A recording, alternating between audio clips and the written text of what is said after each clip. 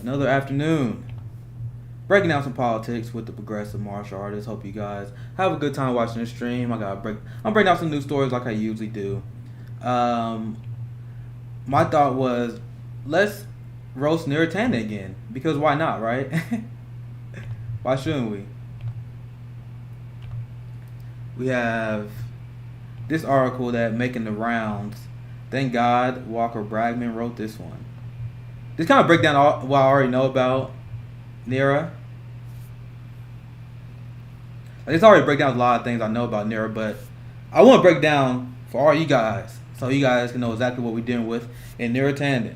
But first, as you guys are rolling in, I just want to ask you guys what your opinions are of Nira Tandon and your reaction when now that she's one of the picks on the cabinet, and what are your thoughts on Joe Biden cabinet picks in general. I'm gonna send some tweets out trying to get some people in because you know what I do. I usually just rain on some stories here.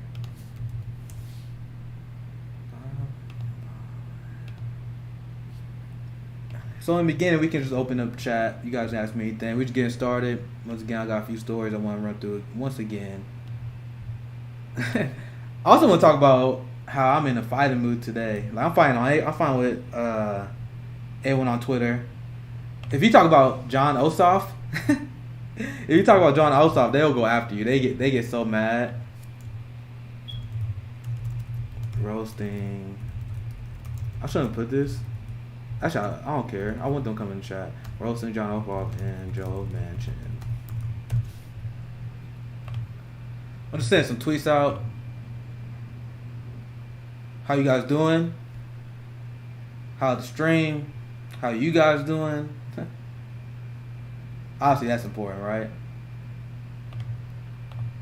Because my thing is Medicare for all, and I broke this down countless times in my show, is the most pro-black policy you can possibly ask for.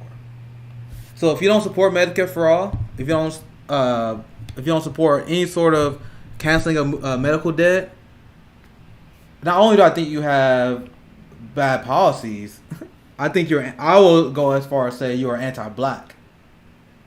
You know, despite being only 12%, 13% of the population, you know that black people have 31% of the medical debt that is held. And it's a very simple concept. I'm writing a piece on it now, talking about the failures of capitalism in terms of the black community. The wealth disparities that you see with the wealth gap, the income inequality gap, that makes it so we are most likely going to medical debt. We are less likely to be covered by the insurance companies. Don't be shy. Say what's up, guys. I'm about to run my story because I think it's kind of funny how I talked about it yesterday, and someone was like, "How you talk about the deep state? The deep state not a real thing." If you one of the people that still believe the deep state is not a real thing, despite the fact that we have a never-ending rotation of politicians, you're being delusional. You're being absolutely delusional if you believe that. Because the problem I see with our election system is it seems like there's no way to vote these people out. You know what I mean? There's no way to vote these war criminals, these people that have been in office for a very, very long time. Because look at Joe Biden's cabinet picks now. His cabinet picks is literally people that have been in government for a very, very long time. And we just can't get rid of them. And I'm looking at how he formed his foreign policy. Michelle Flournoy, Defense Secretary being floated by Joe Biden, Tony Blinken. These people have been involved with foreign policy and pushing endless war for decades, for 2 decades, ever since the Bill Clinton era. Tony Blinken and Michelle Flournoy have been doing their thing, and the neoliberals, they will say, well, of course we want people with experience in charge. That's what they say. You guys want experience with people who know how to drop bombs? How you guys want experience with people who now properly destabilize the entire region? Because God forbid you have a fresh face and they don't even know how to properly run the war machine, right? Can you imagine how bad for business that would be? Because there was a report that just came out that showed the CIA one of the reasons why they really like Barack Obama because his ability to sell wars, right? That's who the Democratic Party are. It's a group of people who are looking after a career of this club. You know, and this is obviously the famous saying from George Carlin. It's a big club, you're not in it, that kind of thing. It's worse than that, guys. It's like the Democratic Party is a collection of lobbyists, collection of Harvard elites that they defend each other's position, they defend each other's jobs. That's why you have a ton of neoliberals and people who are so-called progressives that are going to bat for Neera Tanden, because it's just a club so you can continue to rank in consultant money. Because I did a story about that before. The Democrats, they've blown so much money on their Senate races. Let's see if I can find the article. Races, blown money. And so, for example, they was breaking mad records. Like Jamie Harrison, Amy McGrath, they broke Senate records in terms of raising money, and they both lost. And you gotta understand, that's designed. That's a giant grift on their part, because now Amy McGrath, their consultants get paid. They didn't have to win the race. They rigged the election against Charles Booker, someone who could have actually fired up the grassroots, someone who actually had a chance. But they got Amy McGrath because she can rake in the big cash for the Democratic Party, pay their consultants. And now she's going to lose. Now she'll get an MSNBC lobbyist position. Thank you, 5-star. I'm trying to stream Monday through Friday. Now that I got my setup here. I'm still pretty new to Twitch. But I thank all you guys for watching. And I don't understand how people don't see this deep-seated corruption within the party. Because how do we effectively vote them out? That's the question I want to know. Neera Tanden was a long-time Hillary Clinton stooge. We already been through this. Yeah, 5-star, you talking about the Louisville County. There's so much election fraudulent around that. Like, they closed Louisville County, a giant area for Charles Booker. His best area. And they closed it. Primary every Dem and rep with a progressive. Yeah, there's been a lot of discussion about people primarying Republicans as socialists. Why not? Because why wouldn't we run a candidate in those races? And a lot of people, they'll just vote blindly down ballot. Now, this is why I want people to understand that we have to be intellectually flexible when it comes to socialists running in red states. And what I mean by that, you can't be hung up on labels too much, because they're gonna run on good policy. But you know what I would do if I was running as a socialist in like a deep red county? I wouldn't call myself a socialist. I would say I am an advocate of workers' capitalism. That's why, it's like politics is all about branding, bro. It's all about branding. So if you run it as a Republican in red states, actually let's discuss that. I want to get you guys thoughts. I'm gonna give my thoughts. I'm gonna ask you guys, what do you guys think about Republicans running as a leftist in Republican areas? I'm about to put a tweet out so people know, because I think that's something that people have been talking about for a while. Discussing running socialists in Republican areas. Why not? Cause I gotta start advertising just a little bit more, because it's crazy how many people who follow me on Twitter who don't even know how to stream. So every once in a while I may take a break just so I can tweet. So people know I'm out here. Because Twitter is my biggest platform. Social MMA. Check me out. They defund education and call it reform. Bro, that's what Joe Biden does. Joe Biden, this is something I talk about. I'm on stream and I'm on channel all the time. Yeah, I never knew you had Twitch. Yeah, I don't advertise. I need to do a better job of self-promotion.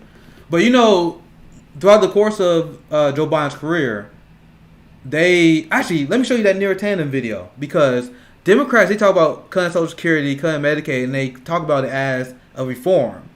Oh, and they very slick. They said we're gonna clean up government waste.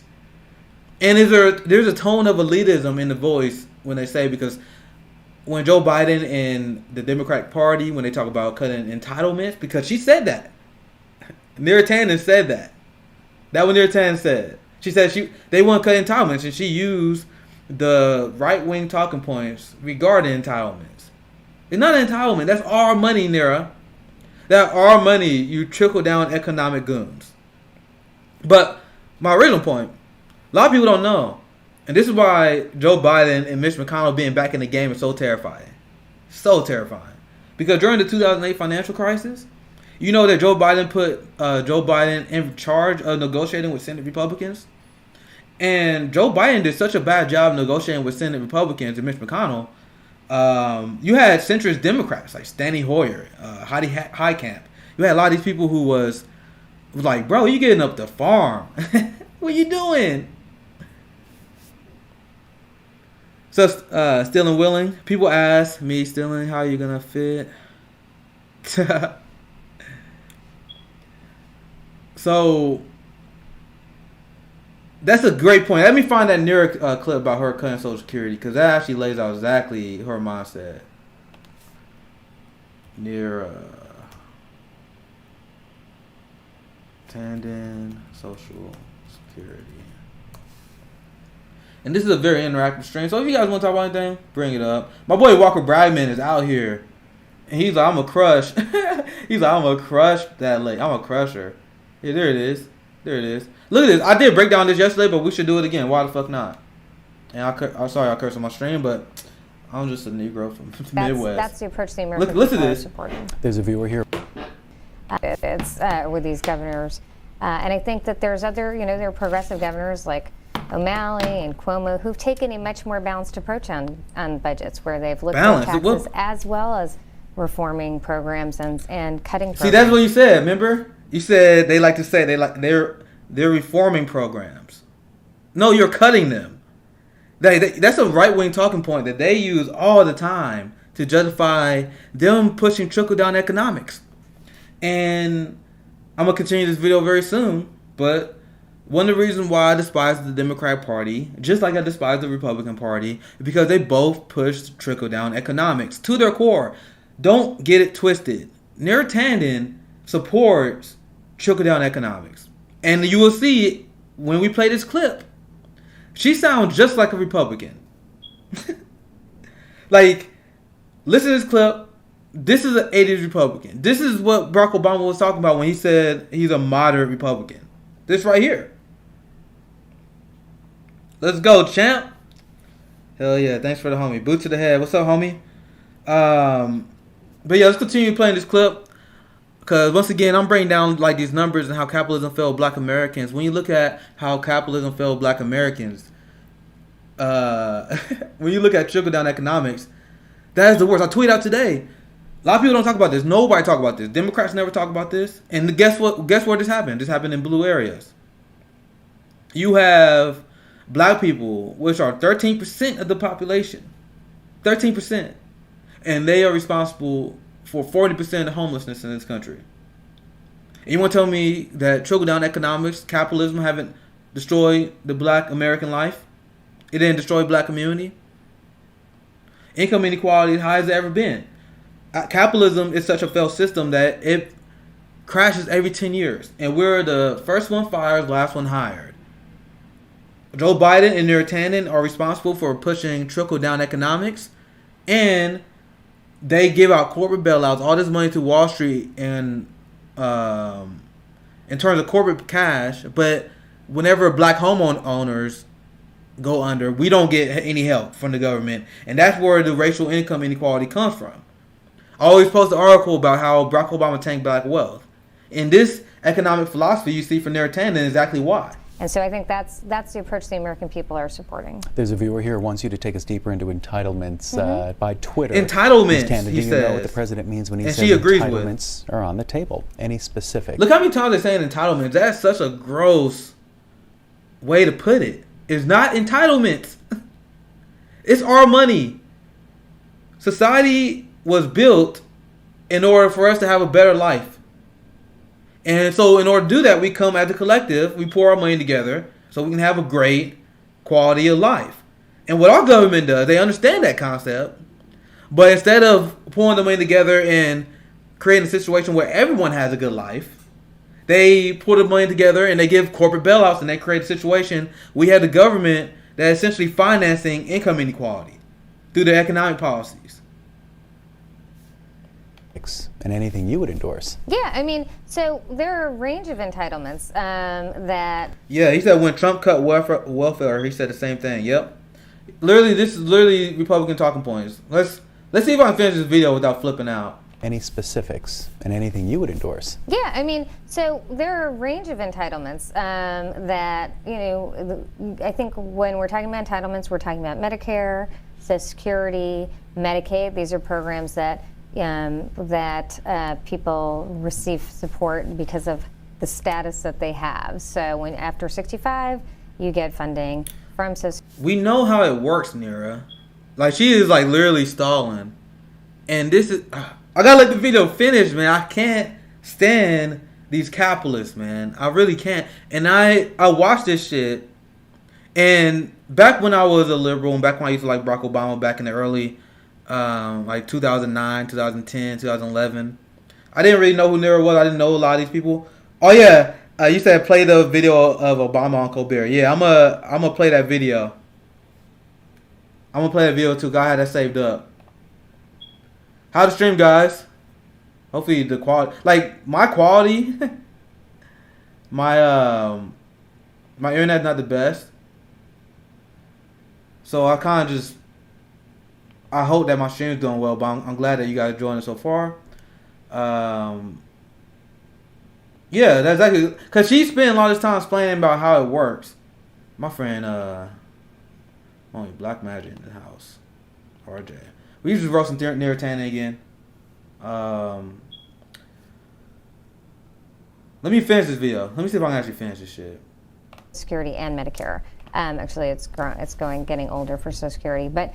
And the president has $300 billion in his budget in cuts in Medicare.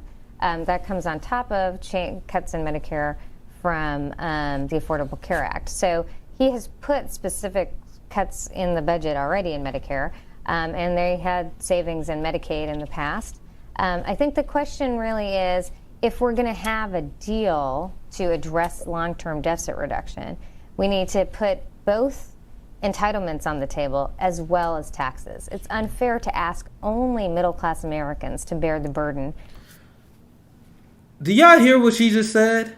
Do y'all just hear that shit? I'm actually gonna back. I said I'm gonna let this whole clip finish, but look, I want to emphasize this part. I'm gonna go back about 15 seconds. I think the question really is, if we're going to have a deal to address long-term deficit reduction, we need to put both entitlements on the table as well as taxes. It's unfair to ask only middle-class Americans to bear the burden of our deficits. Middle-class Americans actually didn't. You know who bear the brunt of the deficits in the first place? The middle class. The middle class and the poor working class. How do you think we lost the middle class, Neera? Like, this is trickle-down economics to its core. How do you think we lost the middle class? We lost the middle class because capitalism is a failed system that crashes every 10 years. And guess who get the bailout money? Guess who get the government money? The government money. Yeah, she's so cringe. The government money goes to the top, not the middle class. So you guys are cutting Social Security and Medicaid, something that these middle class families paid into, and you say you want to protect the middle class by doing that? Meanwhile, during this pandemic, right now. You had 9 million Americans fall into poverty.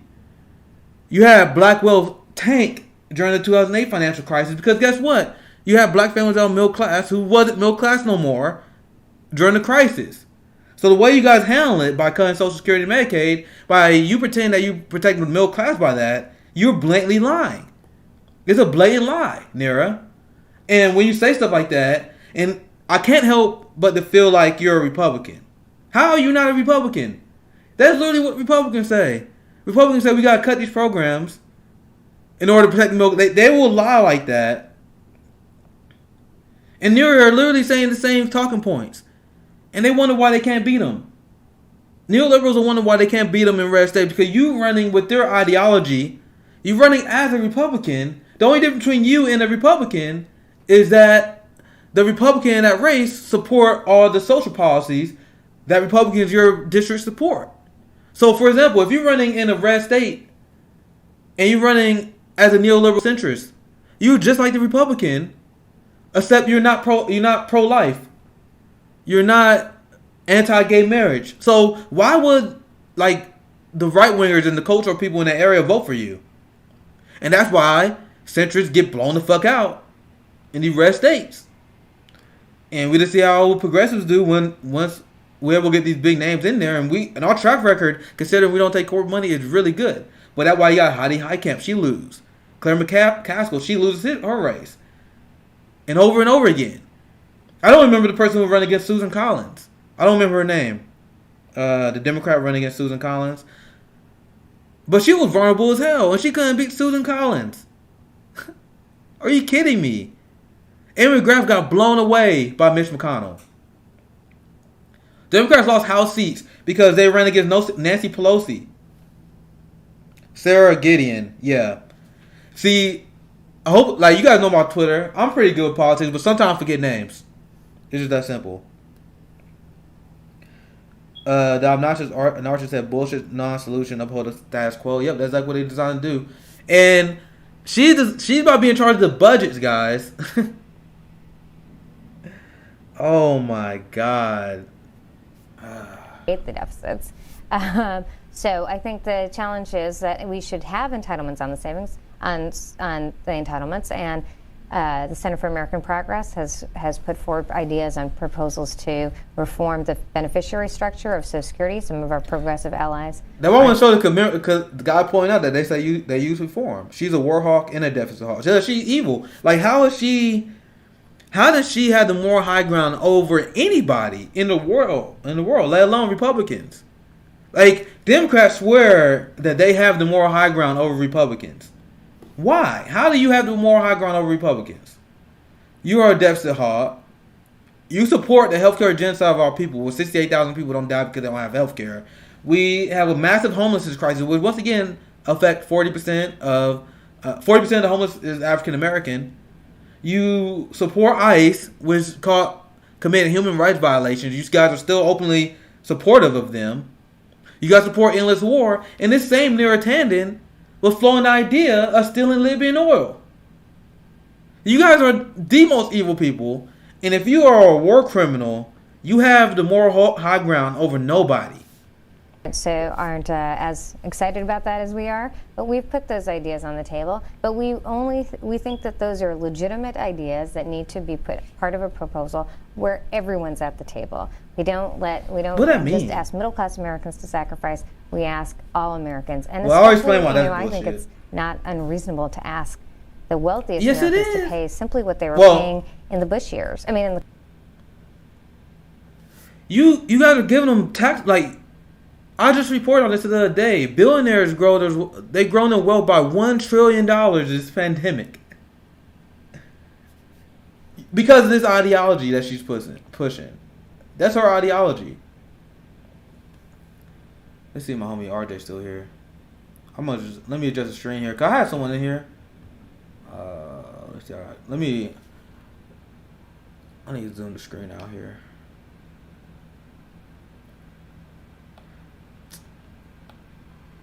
Chill, guys. Chill. We about to be back. Put right here. And while I'm doing this, feel free to ask me any questions, you guys. My OBS just glitched a little bit.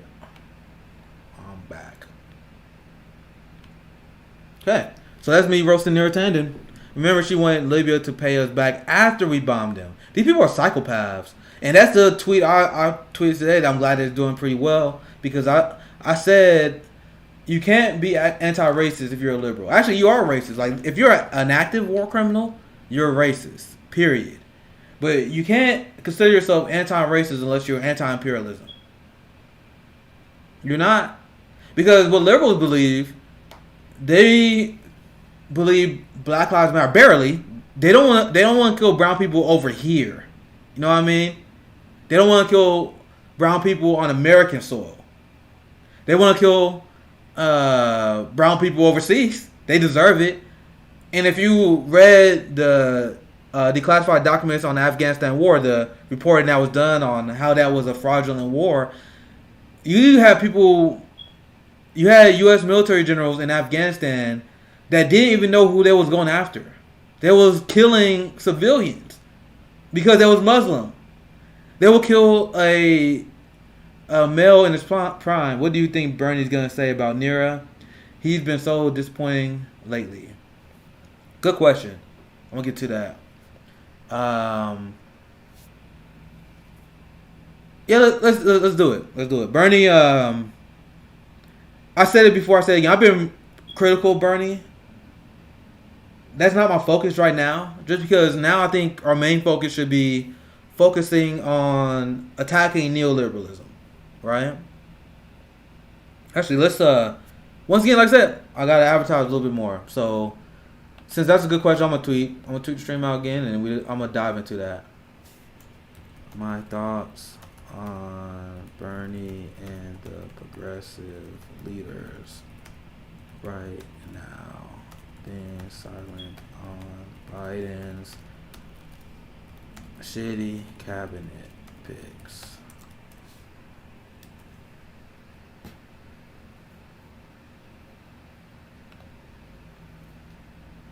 Fuck it right now. So how I feel about Bernie and them, like I said, Bernie is not my number one focus right now, because now that the election is over, we need to put maximum amount of pressure on Joe Biden. And I understand people who criticize like AOC and them, but my point was when I went after AOC, I went after AOC because she wasn't being aggressive enough against Democrats, but she been calling out Rahm Emanuel. But that's it. That's the only people that she had been calling out. But I want to focus on war criminals. The people that are in charge of the cabinet, the people in charge of climate, are climate deniers. And when I say climate deniers, what I mean? Because the standard definition of a climate denier is someone who, like, I don't believe climate change is real. Those don't really exist anymore. Like, you even have Republicans who at least acknowledge that climate change is even real. Like, a lot of them actually do acknowledge that it's real because they're starting to see it happen in their own communities. What a climate denier is at this point in the age 2020, in the year 2020, is someone who they know the climate crisis is real, but they don't want to take the necessary steps in order to fight the climate crisis. You know what I mean? So they say John Kerry, he's the climate envoy for Joe Biden. And I tweeted about the Paris Climate Agreement. People give him a lot of credit for negotiating the Paris Climate Agreement. You failed, John Kerry. And this is something, I'll be fair, a lot of progressives don't really know that much about the Paris Climate Agreement. I can tell by the way they talk about it. I'm going to show you. I tweeted this today. The Paris Climate Agreement was a failure because the Paris Climate Agreement not only didn't completely listen to the scientists, the people who, the countries that signed the Paris Climate Agreement, they wasn't even following the agreement. They wasn't even following the agreement. And I tweeted this out today. And there was a paper and a study that was done just analyzing the Paris Climate Agreement.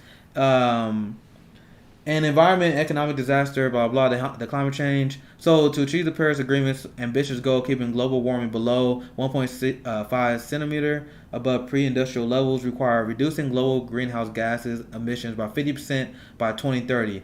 And analysis of current commitments to reduce emissions between 2020 and 2030 shows that almost 75% of the climate pledges are partially or totally insufficient to contribute to reducing GAC emissions by 50%. So what this is saying is, like, all the commitments, they not even following what the scientists are saying. So out of the 184 climate pledges, 36 were deemed sufficient. There's only 20%. Like, only 20% of the Paris Climate Agreement, all the pledges was actually listening to the scientists. And this is my overall point when I'm talking about this. Like, you either believe in climate change or you don't. Climate change is not a middle ground issue. Because it's not like there's studies that come out like, oh, damn, this climate crisis is not as bad as we thought it was. It's actually the exact opposite. Because whenever scientists put numbers out like this, they're like, oh, shit, the warming of the planet is actually accelerating faster. The Arctic ice is accelerating faster. You know, there's a record amount of fish. Like, people don't understand how much this actually affects. Because there are economies all over Asia and all over fishing markets all over the place who are being devastated because the ocean has been acidified. The ocean acidic levels are the highest it's been, whatever, because of climate change. You got the extra CO2 in the air being absorbed by the ocean, and those are poisoning a lot of fish, especially in heavy industrialized areas. So this is gonna devastate the world and the world economy as it is. But critics of the Green New Deal, like John Kerry in the Democratic Party and John Ossoff they say they believe in science, but they will ignore that in order for us to actually battle climate change, we need to make an investment like the Green New Deal. Because if we don't make the investment like the Green New Deal, we will end up paying more in the environmental damages. Let me see if I can find a report on that. I'm going to try to see if I can find after this. Make sure y'all remind me. Because the climate pledges was voluntary, technology... This is the important part. This is the important part. Let me... Because climate pledges are... This is what it said right here. Because climate pledges are voluntary, technicality, loopholes, and conditions continue to postpone decisive global action to reduce emissions and address climate change. So what they're saying, there's a lot of loopholes, technicalities, and that's how they get away with that, right? Let me I'm trying to get the whole tweet on there so you guys can see it.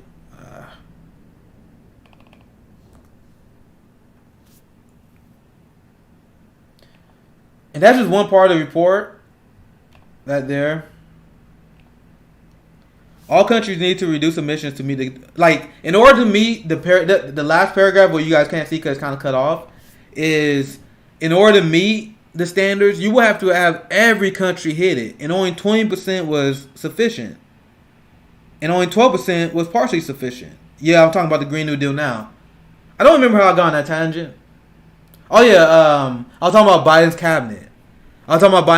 And my original point for y'all who missed it was Joe Biden's cabinet is filled with people who supposed to solve a problem that they are responsible for solving, and they're not advocating for fixing it. So for climate, they got John Kerry, supposed to be the climate envoy. You have I'm trying to remember his name. I have it pulled up here. Let me find it. Like I said, I'm good at politics, but sometimes I forget names. The guy who Michael McCabe. He's supposed to be Biden EPA transition team selection for the EPA, a former DuPont consultant. Are you kidding me? Are you kidding me? So the people that are responsible for climate change. Oh yeah, you wanted to see Obama on Colbert. That'd be the next segment, and I advertise that one as well. That'd be my next segment we do after this. This is another comment. I'm gonna get to the comment here soon, guys. Hey man, I'm late. Sorry, don't know if you recognize me. My Twitter was blah blah was suspended. I still look. Oh man, it sucks, man. They've been going after lefties on Twitter all the time. Pretty much the guy got suspended. I'm surprised I lasted as long as I have. I really have. One of these days I'm gonna get suspended on Twitter. 52,000 followers, I'll be out the door just like that, and I'm gonna just fucking start over. Fuck it, because having a big account is annoying sometimes. So I ain't gonna lie. Let's continue diving into why I still consider Democrats to be climate change deniers. And the original question was about Bernie. And the reason why I even bring this up, because Bernie will keep bringing this shit up. He would constantly bring up the Paris Climate Agreement. That's something that we supposed to be excited for. Don't get twisted. The Paris Climate Agreement is a failed policy. And I just laid out why. It's a failed policy right here. So you guys can see a little more. There we go. I'm going to read it again so you guys miss it before I go to the next part. Because the climate pledges are voluntary, technicalities, loopholes, and conditions continue to postpone decisive global action to reduce emissions and address climate change. Only 36 climate pledges was sufficient in the Paris Climate Agreement. Only 20%. 70% was completely insufficient. This one right here. Look at this. And in order for this to work, all countries need to reduce emissions to meet Paris Agreement targets. Now, although not all countries have equal responsibility, so what it's saying, not all the countries have the steep climb or have the responsibility, but you need everyone to hit it, right? And it's just like Simple Average Person, the Off Act by Tosi, really good.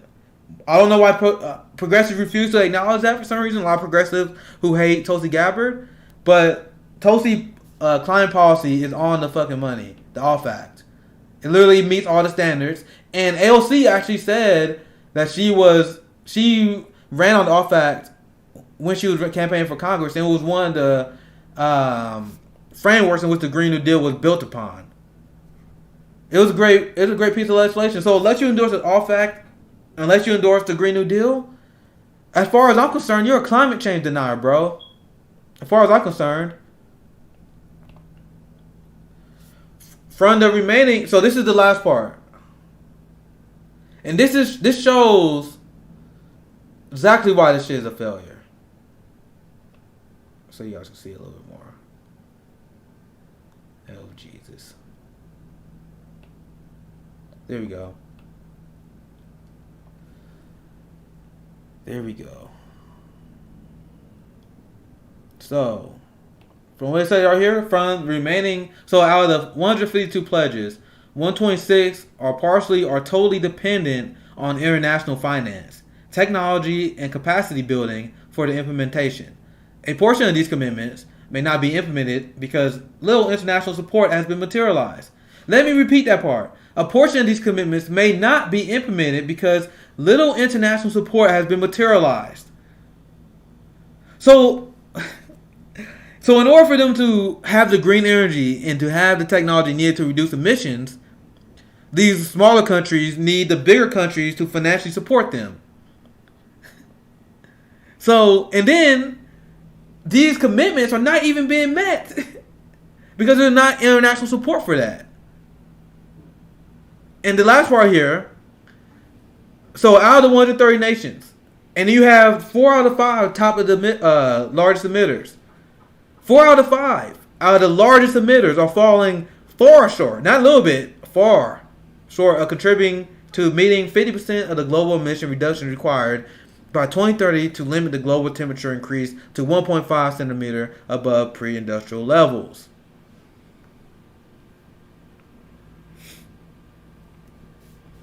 This is what we're talking about when we talking about climate change. So that's a good comment by IMV. He says, so basically the Green New Deal is a moot if other nations don't cooperate. And that's a good point to bring up. And Bernie actually talked about this when he talked about his climate plan, because think about U.S. foreign policy right now. U.S. foreign policy right now is us just bombing countries, us forcing other countries to ally with us when it comes to coups, regime change. Like, remember when France was, there was a decades ago where France was showing opposition to the Afghanistan war and the Iraq war, and the Americans like we need. They start calling French fries freedom fries, right? So that's what American foreign policy is right now. It's us bullying and strong arming countries to supporting our endless war.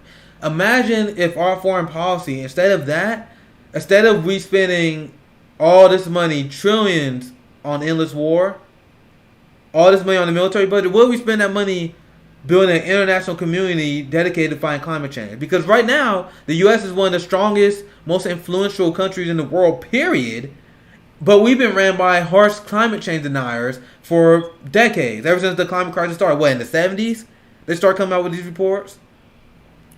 America has led the way to deny those reports and led the way to fight against those reports. So imagine if we had, now it's too late now, but imagine we had Bernie Sanders and a progressive administration filled with hardcore climate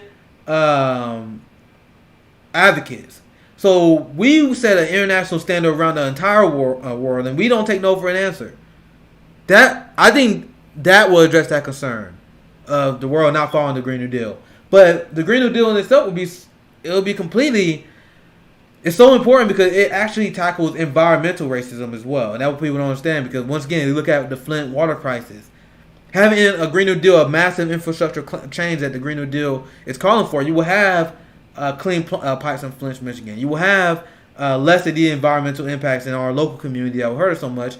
You have federal job guarantee putting that to help boost the economy. So we implement the green job. So there's a lot of great. That's a great comment. The Dems aren't communists; they're authoritarian. Exactly. And I talk about authoritarians on my live stream, and I'll be going after them. Because even if you're a leftist, you consider yourself authoritarian. I don't agree with you, homie. I just don't. I became anti-authoritarianism before I became a left-winger, and that's still kind of my priorities right now. So let's find the near tandem clip. I'm sorry, the Barack Obama on Stephen Colbert clip.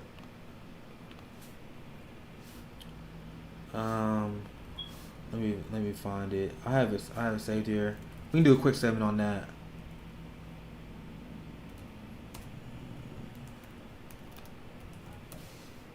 And while I'm looking and finding for this clip, dude, I got it right here. Let me say, yep, climate change is gonna hit minorities the hardest. Yep. I'm reading some of the comments here. What I'm actually gonna do, I'm actually gonna hit a restroom break up. Give me a few minutes. I'm just gonna run the restroom, and I'm gonna go and we'll do this Obama story. Okay, be right back.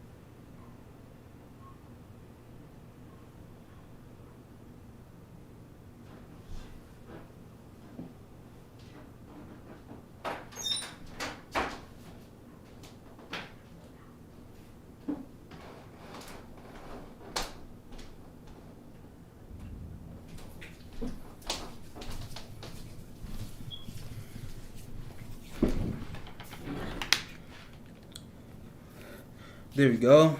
Your boy being healthy. So, drinking a lot of tea. Had to run the restaurant. Glad you guys are back. Let me get this question, and then we'll play that Obama clip by Ivan Me.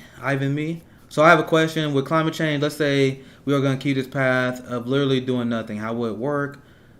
Like, how would the decline look like? I know it's doomer, but I don't get how it will actually kill people. Bruh. Good question. I kind of laid out earlier. A lot of people don't understand the massive amount of damage that climate change is gonna be responsible for. You're seeing the increased weather events that's being directly linked to climate change as well. You get much harsher weather conditions Just like the constant storms that we're dealing with, how Puerto Rico was destroyed. Those are lives lost.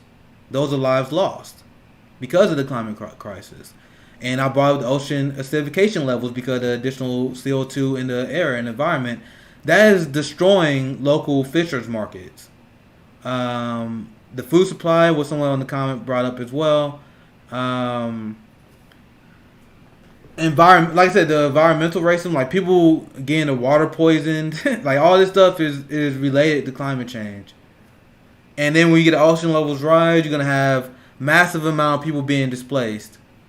And another big thing is, I don't understand why right wingers are so opposed to climate change, because you're gonna have a massive climate refugee crisis. Actually, we already do, but there are some areas that were just barely hospitable for human life, in terms of like deserts, areas in sub-Saharan Africa, some areas in the Middle East. They was like barely able to sustain human life. They were so hot. A lot of these areas over the next 50 years, and I'm talking about densely populated areas in the Middle East and sub-Saharan Africa, are going to be completely unlivable. Yeah, just like I said, it's going to be immigration on a level in which humanity have never seen before. Humanity's never seen the immigration crisis that's going to happen right now. You have droughts that are extended. Like I said, I can go all day about all these issues. Droughts being extended. So, once again, that's devastating people's quality of life. The people who don't feel this are the rich upper class people, the corporatists. Because let's say the climate crisis shit gets real, and people had to relocate. You know who can easily relocate? People who got money, the corporatists. So they're not worried. They will always have their bunkers. They will always be protected by the fact that they have wealth. It's in the GOP's best interest to care about climate change. The racist party should have taken this by storm. Exactly. Because now you're going to have, like, we have immigration, we have a refugee crisis because Obama and George Bush, now Trump, is bombing the Middle East in record amount of time and record amount of efficiency. So now, not only will we have people being refugees because of bombs, we got people that are going to be refugees because of climate change. And you guys didn't want to take this seriously. And as there's actually an article now I think about it. There was an article I read a long time ago. I don't remember the author, but he linked the climate crisis and the rise of terrorism together, because you got a lot of the areas in the Middle East. Their crops destroyed, their businesses destroyed. A lot of fishers market in the area.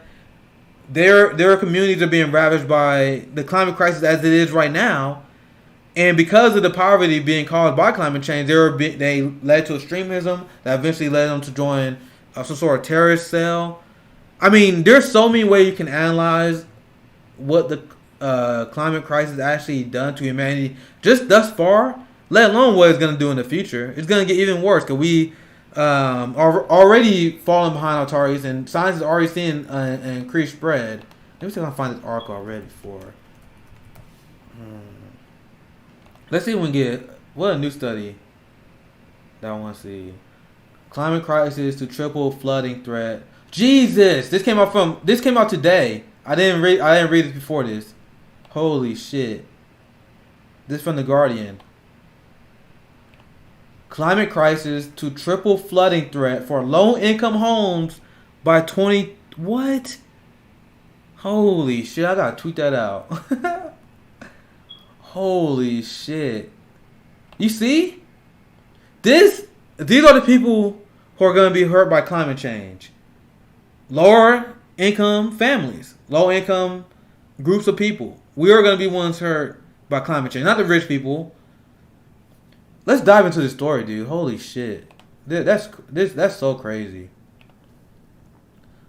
Actually, like, I literally just saw this. Like, this came out 10 hours ago. See, December 1st. 5 a.m. Eastern time. I'm going to do a segment on this.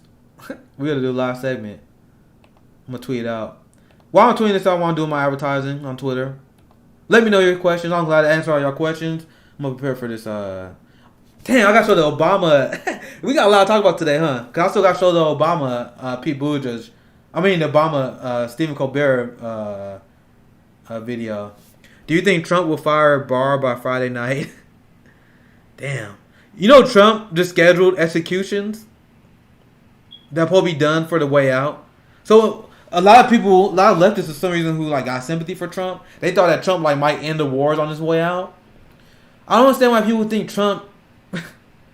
Why they keep giving him the more high ground to do shit like that? Trump is actually doing the worst things. He's trying to escalate war with Iran. He tried to attack a general in Iran. He was talked down by his intelligence officials, and now he's trying to move forward on executions. I'm gonna see if I can find it. My good friend Clever Suderman tweeted it out. Man, I got a lot of shit to show y'all. Cause I still gotta do the climate segment. I'm gonna see if I can find that tweet I'm referring to, because I just saw it earlier today. Let's see.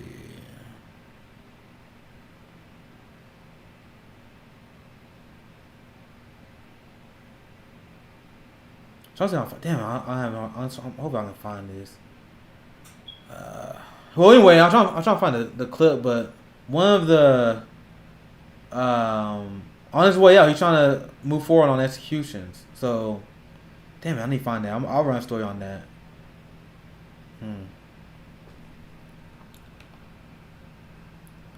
Let's see what the chat's saying. Trump apologists on the left piss me off more than anyone. More than Neil lives. Yeah, they're fucking stupid. Like, there's so many people that say Trump is anti-war. Trump vetoed a genocide, you stupid fucks. Trump vetoed a genocide. You guys talking about he's anti-war? What? You know he beat Obama drones numbers. He bombed so many people they gotta make more bombs. And yeah, Bernie's bill, yep. And you know what Trump did? Trump and his administration rolled back regulations needed to report on civilians' deaths via drone strikes. Because that first year, Donald Trump was droning and killing so many civilians. They came out with a report, and then Trump got mad because that report showed that he was killing civilians. And then he actually rolled back regulations so they don't have to report as many drone strike numbers on civilians. And you guys are talking about he's anti-war. You guys piss me off so much. Not covering the election hearings. Let's see what's going on Twitter. I still got a few things to cover. The William Barr. So this is from the Associated Press. Once again, I haven't looked at a lot of the news today, but I think this is what you're talking about, right? Breaking: Attorney General William Barr appointed John Burnham as special counsel. Oh man, Trump Russian. I don't care about that. Oh, in Detroit. How long are your streams usually?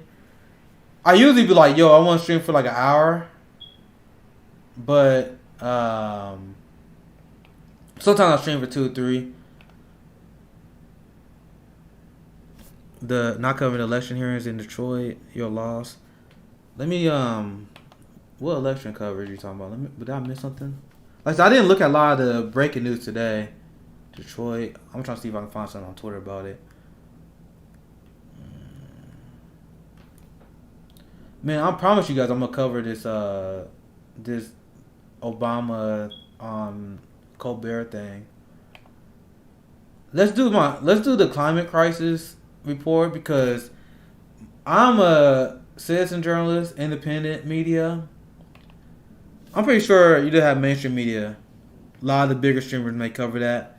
One of my biggest criticism of the mainstream media is the fact that they don't cover climate change enough. We're not going to be that. My channel, what I do, I'm going to cover climate change like it's a threat. It really is. So let's do that. I'm just advertising the segment I'm about to do. And then we get right to it.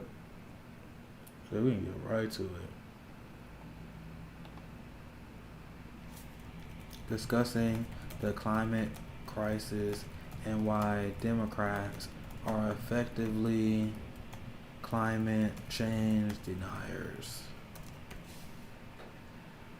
And I explained already why I believe Democrats are climate change deniers. I can explain it again for some new viewers that got in here. I think it was tied into this story pretty well. Because I think the left need to redefine a lot of things.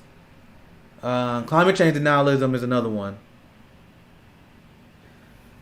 IMV said, as a black kid, it really pains me how evil Obama is, man. Yeah, dude. The negative effects of Barack Obama, we won't really understand that for a very long time. I really think Obama tanked the amount that young black people are into politics. Barack Obama was such a disappointment. He literally turned a whole entire generation off from believing in politics, believing in change, and all that kind of stuff. Like, I can't even state how much of damage it was that he was a disappointment. I feel going back to the comment, I feel like he really fucked up what could have been an amazing thing. Yep. I mean, the thing is, the other comment said, yeah, Obama depressed me a lot. I only voted for him once. 2012, the last time I voted for Less Too Evil. Obama was, unfortunately. The thing is, Obama never was progressive. That's the thing. Like, I realize that now, and I wish I realized it then. You're not going to win the presidency on accident. Like, you're not going to be just some black guy who come from humble backgrounds and just become the president. There was reports of how Barack Obama was angry that American people was protesting George Bush. He got exactly what he wanted. Unquestioned celebrity status. Good point. That's exactly what he got. He got his mansion in the Hamptons. He got a Netflix special. He writing a book every 6 months. And you're on a book tour every 6 months. This is exactly what he wanted. This is the dream for all politicians of what Obama did. He did. Barack Obama is the Michael Jordan of neoliberal politicians. He won the goddamn game. But it's going to be... The results of him being the way he is cost him over 1,000 seats during his presidency. It led to a red wave in 2010. And if you look at Joe Biden's cabinet picks, it's clear that there's going to be another red wave in 2022. Because I'm already talking to people who, like, I'm one of the people who hold my tongue and vote for Joe Biden. But now I regret it. Like, I actually literally hear progressives saying stuff like that now. So, 2022... we're going to see exactly the same thing that happened in 2010. But my point was, Obama never was that guy because he felt bad because people were protesting George Bush, even though he's a war criminal. These are the people that Obama rubbed elbows with. And he was scouted, and he was recruited, and he was picked by the Democratic Party because he represented their interests so much. Healthcare plan, so trash, it had to be redone. Cost healthcare didn't increase on Obamacare. 68,000 Americans died each year due to lack of healthcare while we had Obamacare implemented. Anyway, let's do the climate crisis story. Because like I said, I literally just saw this when I was looking for some more information. The climate crisis is to triple flooding threat for low-income homes by 2050. And now, this is why people who are of the upper class, and I'm not talking about just right-wingers, I'm talking about neoliberals as well. They don't really care about the climate crisis. Because at the end of the day, they will have their bunkers and they have the resources needed to relocate to more livable areas if needed. And then they're going to gate their community. They're going to have their own security guard, their private security like a lot of them already have. And we're going to be set to fend on our own during the climate crisis. And remember, so this came out after the Paris Agreement and all that stuff. The people who will be harmed the most by the climate crisis, low-income people. Low-income people are going to be ones harmed the most by the climate crisis, not upper class. And that's why I want to point this out. The climate crisis to triple flooding threat for low-income homes. So it said a new study I found that affordable housing in New York, Massachusetts, New Jersey, and California will be at particular risk. Notice that it's not like the Hamptons or any like super nice neighborhood. The amount of affordable housing in the U.S. vulnerable to coastal flooding is set to triple over the next 30 years. A new study has found, Currently, 7,668 affordable housing units across the U.S. can be expected to flood in a typical year. But this number is set to balloon by 24,000 units by 2050 if planet warming emissions aren't, this word, drastically reduced. Drastically. And this is why I don't understand progressives who apologize. This is something that really, really drives me crazy. I want to give you guys thoughts on this. What are your guys' thoughts on this article? I want to give you guys' opinion, and I'm going to answer your guys' questions that you guys may have. But if you, there's so many progressives that during the course of the general election, who was upset that I wasn't going to vote for Joe Biden, they was attacking me because they was like, well, Joe Biden actually got a decent climate change plan. Dude, I heard that from so many people. Joe Biden's climate change plan didn't even ban fracking. Joe Biden's plan didn't meet scientists' expectations. And this is why I say climate change is a no middle ground issue. When I type hashtag no middle ground on Twitter during the primaries, I meant it. Because it is. So if you're one of the progressives and you apologize for a Biden climate change plan, do you think you're going to be one of these people in there? And I'm talking about drastically, it need to be drastically reduced in order to stand a chance. In order to stand a single chance, they got to be drastically reduced. Not a little bit. Not just enough so we can frack. Not just enough so corporations can make a decent amount of profit. It need to be drastically reduced, period. Even if big greenhouse gas cuts are made, a similar number of houses and apartments may still flood due to heating already locked in from decades of fossil fuels. So what they're saying is already too late. Look at this graph. Projected units of flood exposure for affordable housing in 2050 due to sea level rise. Boy, that look like a lot of urban areas to me. These look like a lot of urban areas to me. And guess who's going to be impacted by this the most? People of color. The disenfranchised. The poor people. And people wonder why I'm so aggressive against Democrats. We got a few quotes here. They're pretty much talking about why cutting emissions is so important. So some of these flooding events can be dramatic, caused by hurricanes, scientist says, that are becoming even more powerful. When someone asks, there was a good question when you say how the climate crisis is actually going to affect us. This is why. Because of the climate crisis, the hurricanes are becoming more powerful. Let's see what they link here. Global increase in major tropical cyclone incidence probability over the past 4 decades. That's what they link here. So, did the significance? Yeah. So they're explaining why. Like, I can just read. I don't want to dive too much in this. Let's see, abstract. Tropical cyclones are particularly pose significant risk to many regions. Tropical cyclones intensity to a warming world. There we go. So yeah, what they're saying there is these cyclones that cause flooding are going to be more powerful, and that's what's going to cause a lot of floods. And that's just one of the many extreme climate events that we're talking about here when we talk about climate change. Most flooding events, however,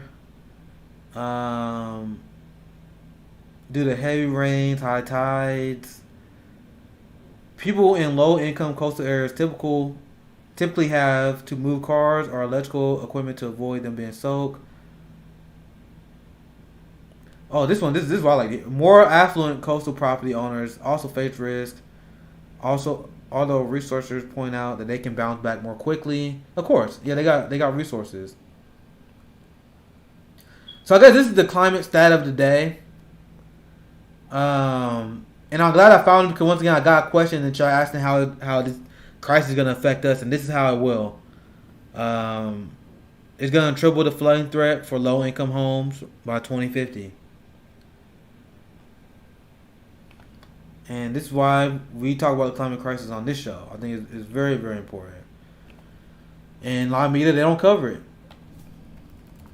Like, the climate crisis, income inequality, the military-industrial complex, endless war. These are the kind of topics that I'm going to dive into on this show. So if you're enjoying the stream so far, I appreciate all the people that are watching. Follow, subscribe. That'll help me out a lot. We just definitely appreciate it. I got my PayPal on the screen there if you wanted to give me a small donation. I'm a independent citizen journalist, so any support from you guys, I would greatly appreciate that.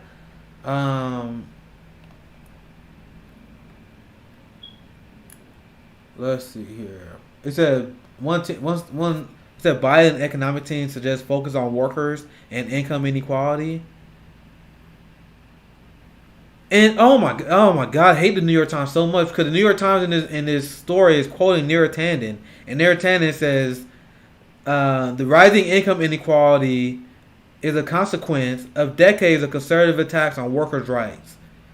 Neera Tanden, you are a union buster, you fuck. You are a union buster. Dude, that's a good question, but that's a good comment about Rabbit.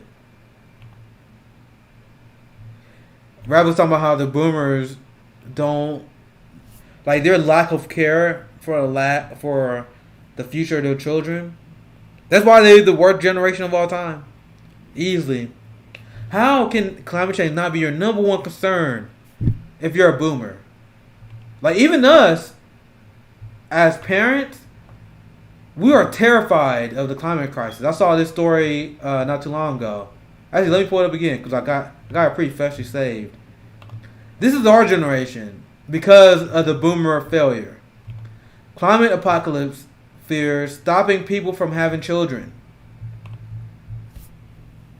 And then I have family members like, why you don't have kids yet? Because it is. Because your generation didn't take this shit seriously. Actually, I don't blame the average workers. It's the ruling class. But the people who voted against Bernie Sanders for Joe Biden, remember, I don't know what the overall election numbers was, but as of Super Tuesday, Bernie only had 3% of the boomer vote. So boomers literally voted against the Green New Deal in the general election in record amount of numbers. So the boomers voted against addressing climate change. God, I hate that generation so much. Reagan managed to brainwash. Yeah. The way Ronald Reagan brainwashed that generation, Barack Obama is brainwashing people right now. Barack Obama's the kingmaker. He defeated Bernie Sanders all on his own. But this is why. And then out of the people who do have children, a lot of them regret having children because they're like, man, I remember when I read this article, they even acknowledged like, man, I can't believe I'm about to pass my this world to my kid. It's devastating stuff. So I think we're ready for the Colbert Obama segment, right? In the meantime, while I set that up, we can get to the chat. Hope you guys are enjoying the show. How to stream. I'm not a normal streamer. I'm starting to get into this much more often. And I didn't watch a lot of streaming before, so I'm kind of learning as I go. A lot of people who've been with me since day one on Progressive Martial Artists, they know I started off just shooting off of this tablet, like barely know what the hell I'm doing. But now we out here on Twitter. We out here on Twitch.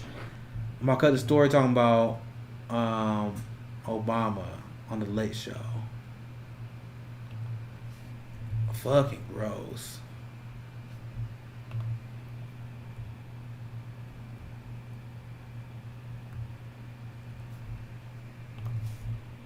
Roasting Obama.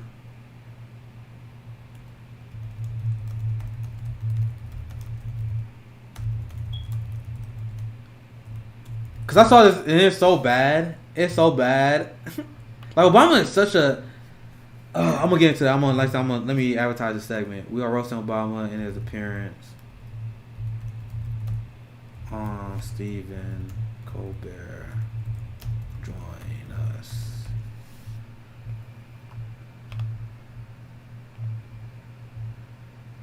Do we progressive like Reagan? What? No. Are you saying do we like Reagan? Hell no. I might have misread your question though. That definitely probably could have happened. But let's pull up the Obama video. And I made a point that I'm glad that a lot of people agree with. Like, I was very happy when Brianna Joy Gray liked this tweet as well. Because a lot of people, they don't understand why I go after Obama so much. They don't understand. Why are you talking to Obama so much? Barack Obama is responsible for shifting an entire generation of black people to the right. Oh my. He said, what aspects don't you like about, are you serious? I'm going to take your question seriously because I like having people with different political persuasions on my stream. But, what? Are you saying you're a progressive? Ronald Reagan was an Andrew Jackson Democrat. Dude, I don't know if I even have time to even break down the problem with anybody liking Ronald Reagan, let alone a progressive. I don't think I have time. I gotta do the segment on Obama. Should I do a Reagan segment after this? Oh my god! Like my brain is thinking about like all my Oppo research on Reagan. I'm like, dude, I got so much. Would I even start? There's no way he's serious. I don't want to call no one a troll, man. I don't want to call him a troll. I appreciate you watching my stream. But how can you possibly be progressive like Reagan, the master of trickle-down economics? The guy who destabilized South America with foreign policy. The guy who was responsible for the AIDS epidemic. What? So, I appreciate people with different political persuasion on my stream. I'm not mad at you, bro, but yikes. Giant yikes. Yeah, I'm glad everyone in the comment agree. The guy who ended open carry because Black Panther. Yes! I remember that. Right wingers are anti-gun, are super pro-gun, until black people start wielding them. But I've been talking about this Obama segment for a while. Let's just get into it because, like, I go after Obama because if we are able to harm Obama's reputation, it will hurt his ability to destroy worker class movements. Barack Obama is a working class movement killer, and there was just a story that Doris covered on this show. The CIA, the intelligence community, they loved Obama because his ability to sell a war, his ability to drag, like, you understand, before Obama was elected, after George Bush, there was a giant anti-war movement in America. Giant. So Obama was there to squash that. And he did.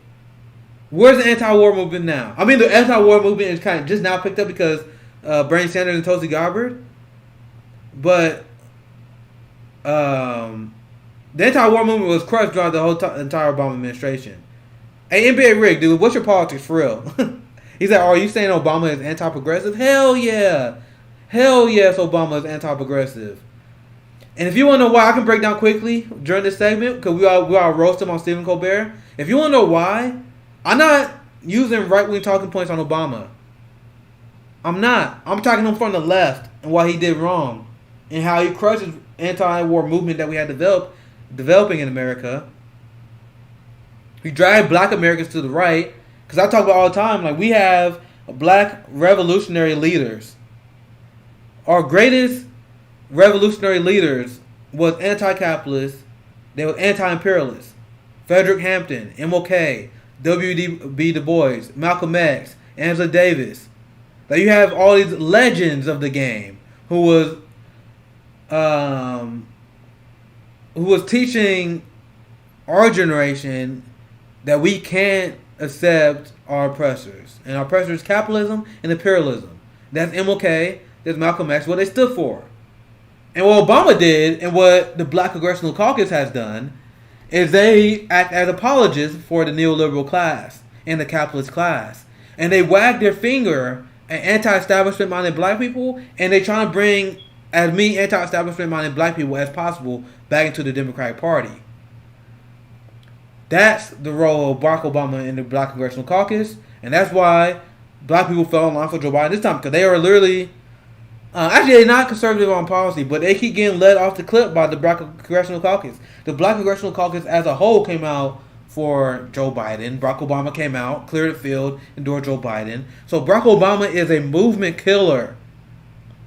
We had the NBA players that are ready to do a general strike. They were like, oh, the NBA people are protesting. No, that's not a protest. When you withhold labor, that's a strike, not a protest. And the reason I'm bringing that up because the media call it a protest for a reason. He said, thank you for all you do, Nick. I will support your channel once I get back to work. Thank you, guys. If you're enjoying this, please support my channel. I don't beg for money during the middle of the pandemic, but this is what I do. I need as much support as possible. I'm a citizen journalist. So if you want to subscribe, if you're on Twitch, donate to my PayPal as well. Only $5. Like, honestly, $5 be fine by me. I don't need to make money on this. Now, if I made just enough to pay my bills, I'd be 100% fine doing this. So once again, $5, $1, $2, whatever you have, help me out with that. But yeah, Barack Obama killed the NBA strike, and the media calling it a protest. It wasn't a protest. It was strike because of labor. And the problem I have, do you agree with my previous comments? Yeah, the Dem are right wing, and I can get into that in a second. I'm gonna put notes here because I don't keep forgetting these damn tangents I'm supposed to be on. So I'm gonna explain why Dems are right wing. I'm just writing notes so I don't fucking forget. I still haven't played the Obama Colbert video, by the way. I'm gonna get there. But in order for a strike to work, you will have to have people of massive influence. And me and my friends on Twitter learned this the hard way, because a lot of us went in a general strike. A lot of us were calling a general strike. But without leaders or without very influential people able to lead that charge, you don't stand a goddamn chance. Not a goddamn chance. So can you imagine the impact culturally that would have been if the NBA, their high-profile players, didn't play, and the media was forced to cover that? Can you imagine the shockwaves it will send along labor and the ruling class? So you had LeBron James, the NBA, they would say, we're not playing. And then that might inspire other sports leagues to do that. They might inspire other workers to do it. Like, this is how you start the catalyst. Maybe you literally plant the seed. Because now you have people thinking like, oh, this is serious. Right? So, there was such a drastic shift that could have happened on the midst of the Black Lives Matter protest that they had to call in Obama himself. They had to call in the man. They're like, dude, you gotta squash this, bro. Because these people are gonna, once the NBA strike happened, and you have black people talking about this, and we have NBA fans talking about this, they be like, oh shit, what's going on with Black Lives Matter? What's going on with these police departments? What's going on with, because then, like, what happens when you look at period, when you look at social movements as a whole, they spiral. So as things start, it's about Black Lives Matter. And then we can start talking about the fact that we get lack of COVID relief, because who does that hurt the most? Because if you don't have proper COVID relief, as I mentioned, 40% of the homeless people are black, despite us being 13% of the population. How you doing, Hockey Luke? So without COVID relief, what communities would be harmed the most? Black lives. So when I say Black Lives Matter, I'm talking about across the board. Across the board, Black Lives Matter. So if you are not supporting additional COVID relief, if you're not doing anything about that, you don't believe in Black Lives Matter. But that is the movement that Obama and Democrats wanted to crush. The thing is, NBA, I think you, after reading some of your comment, that's why I didn't want to lash out on you, because I do think you were commenting in good faith, and I appreciate it. Yeah, apparently there was LeBron James was upset at it at first, but there was a large amount of people. I need to dive into the story, but LeBron James actually was upset about it. But a lot of people was on board for the strike. My point is, because when you listen to this Obama Colbert clip that I'm gonna pull up here. This one here. It shows, with the context I just gave you, why Obama is such a massive piece of shit. Look at this. Get out of the way. Okay, bro. So this is his message to Gen X. We get out of the way. Okay, bro. I only made it 4 seconds in this clip. Only 4 seconds in. If you guys wanted to get out of the way so much, why do you stop the largest working class movement in electoral politics history? I'm going to say electoral politics history. And Bernie Sanders, that was largely supported by young people. Bernie Sanders got 70% of the under 50 vote. Are you kidding? 70% of the under 50 vote was Bernie Sanders. As of Super Tuesday, I don't know what the final count was, but as of Super Tuesday, Bernie Sanders only had like 3 or 4% of the boomer vote. So you didn't get out of the way, Obama. You're a gaslighter. We get out of the way. You get out of the way. Okay, boomer. Cringe. I will say that I am so optimistic about our kids. Optimistic about what? Dude, I literally just did a segment on the climate crisis. I literally just did it. And people are literally, they either regret having kids or they don't want to have kids because the climate crisis is so bad. And the Paris Climate Agreement that you negotiated on, just like I just covered in this show, didn't go far enough. It didn't go far enough. So, how do you feel optimistic? We are in a pandemic right now. It's going to last for another 2 years based on how it's trending. You have income inequality skyrocketing. This climate crisis going, and you're optimistic? Jesus. How horrible this guy. And I made a tweet earlier. My tweet, I made it a few times. I initially said, a lot of people thought Pete Buttigieg was doing a bad Barack Obama impersonation. But it actually seems like Pete Buttigieg actually nailed it. He nailed it. Because ever since Pete Buttigieg, I can't unhear Barack Obama. I can't unhear it. Because he was well trained on this Obama speaking pattern. Because now listen to Obama. Some of you don't hear Pete Buttigieg. When he said, I got nothing but optimism, despite the fact that we get in the middle of a pandemic, economic collapse, and a climate crisis. He sounds just like Pete Buttigieg. Let's go back a few seconds. Do you see I have a hard time letting the clip finish? 15 seconds in. Let's see if I can go to the whole one and then break it down. It's going to be hard, though. I will say that I am so optimistic about our kids, and they're smarter than we were. They're more sophisticated. They're kinder. They're environmentally more conscious. They believed in stuff, as I write in the preface. They believe in stuff that you are desperate to shut down. That maybe we gave lip service to, but didn't always want to live out because it required some sacrifice, or and you see them living out their commitments in really powerful ways. But we have to be willing to give them the chance to remake institutions and change old habits. We tried. See, this is why this is just full of shit.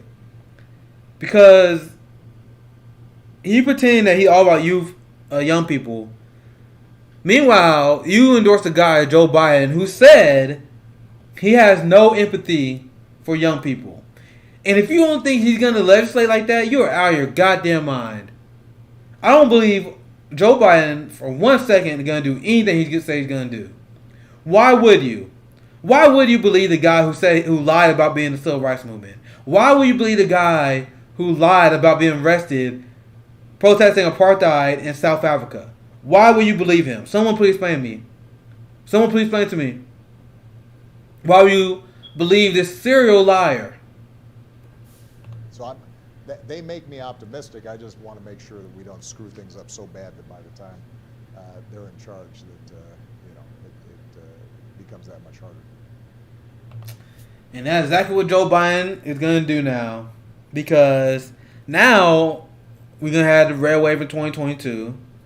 We're going to have to deal with the next fascist and Trump that get elected because of the failure of neoliberalism. Oh, Jesus. And that what this dude is talking about. This is the guy he wanna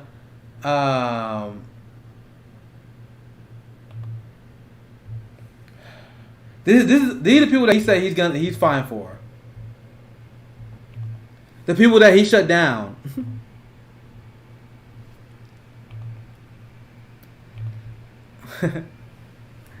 Let's see. My boy Envy said young people are dying for this country. Yeah. Guess who? Like, we are ones who are forced to work under this pandemic. Young people are constantly being left behind.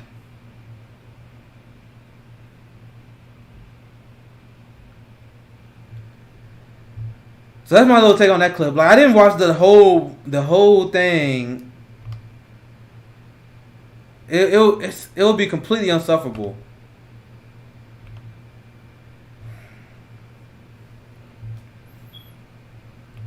Anyway, let's see. I'll turn to the chat here. What kind of question you guys have?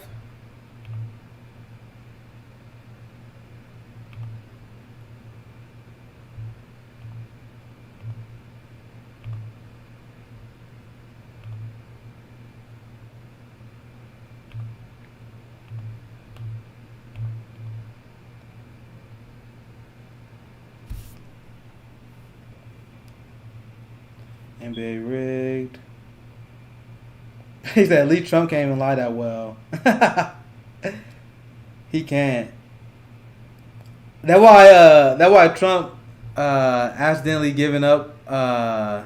He always give up the tricks and the secrets.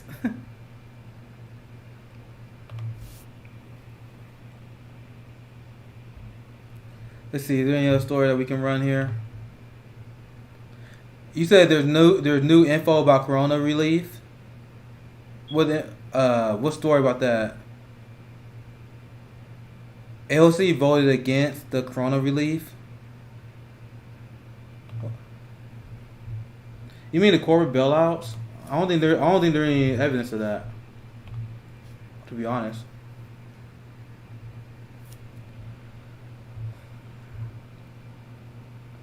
Let me see if I can get my homie on there. Well, my homies might come on. And alright.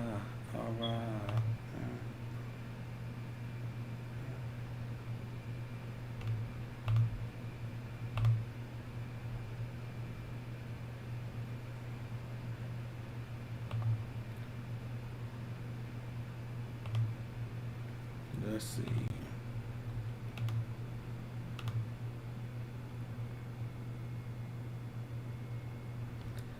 I don't think now I look at it, I don't think I actually finished this story on Neera Tanden. Look at this. Why are you talking about Bernie, bro? I don't care about Bernie. Bernie's gone, bro. I moved on.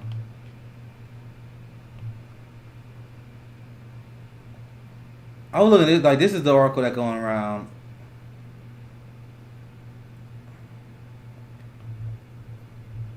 This is who you cheering for, bro. Tannen, Social Security push, followed the 2010 midterms. And you already know our boy Bernie will lead in the fight against that.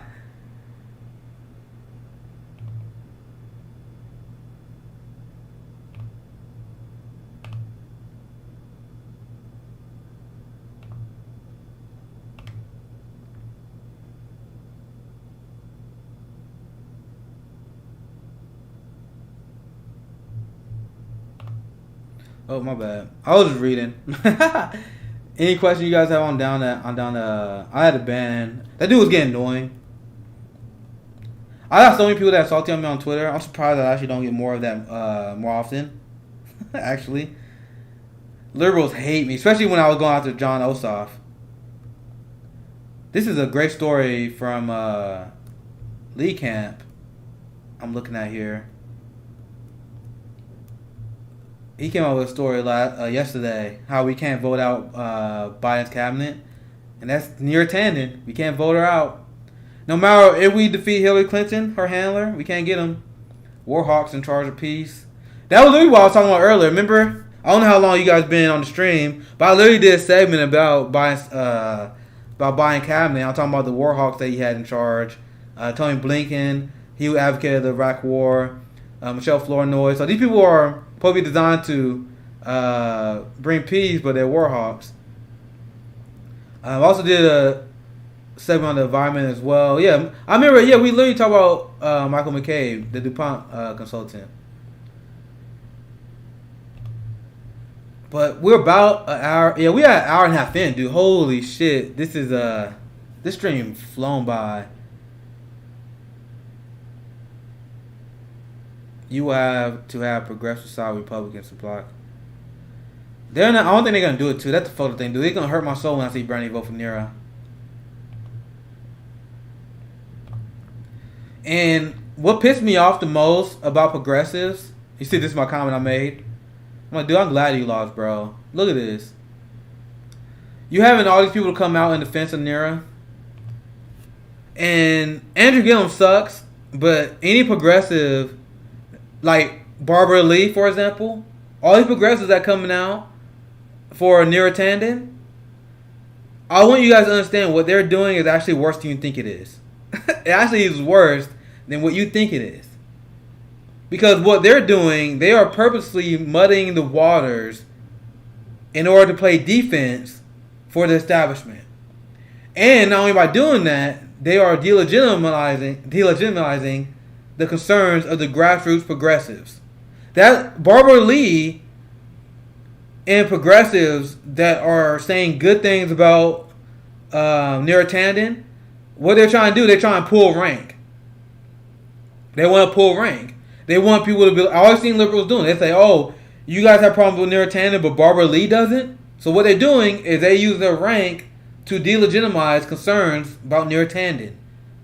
Neera Tanden, the lady who wants to steal Libyan oil, the lady that puts for security and Medicaid cuts. We played that video earlier before. Man, you guys got some great comments here, man. I appreciate all the support, all the people that watch my stream here. But I don't want to play this, but these people are coming out in drove in defense of Neera. And I think it's super important for us to fight this as hard as we can, because even if we can't defeat this, I want it to get out how horrible Joe Biden's administration is. And by progressives holding back their criticism of Neera Tanden, they aren't preparing people for how horrible this administration is going to be. They lying about this administration, and that's unforgivable. And by them falling in line for this, and for them falling in line for Neera Tanden, that's them delegitimizing legitimate concerns that we have. We probably be toxic Bernie bros, but Neera Tanden has been one of the most toxic progressives ever. She assaulted a journalist for asking Hillary Clinton a question. The worst of the worst in politics. That's Neera Tanden. I feel so sad when ALC disappointed. She is really a beacon of hope. The squad is my last hope. Yeah, man, I wanted the squad to be perfect. I wanted the squad to be great. So when I criticize the squad, when I criticize ALC, I'm not doing it in a place of hatred. I'm doing it. I'm not doing I'm not doing it in a place of hatred when I criticize the squad. I'm just, when we back candidates that don't take corporate money, but you don't want to rebuke your party, and you act like a standard politician in terms of your rhetoric and your inability to challenge and call out these people when they're doing evil. You're not calling out the corporate bailouts. You're silent on Julian Assange. You're weak on the Venezuela coup. Like, these are the kind of things I would have decided that we wouldn't have people that take corporate money that wouldn't do that.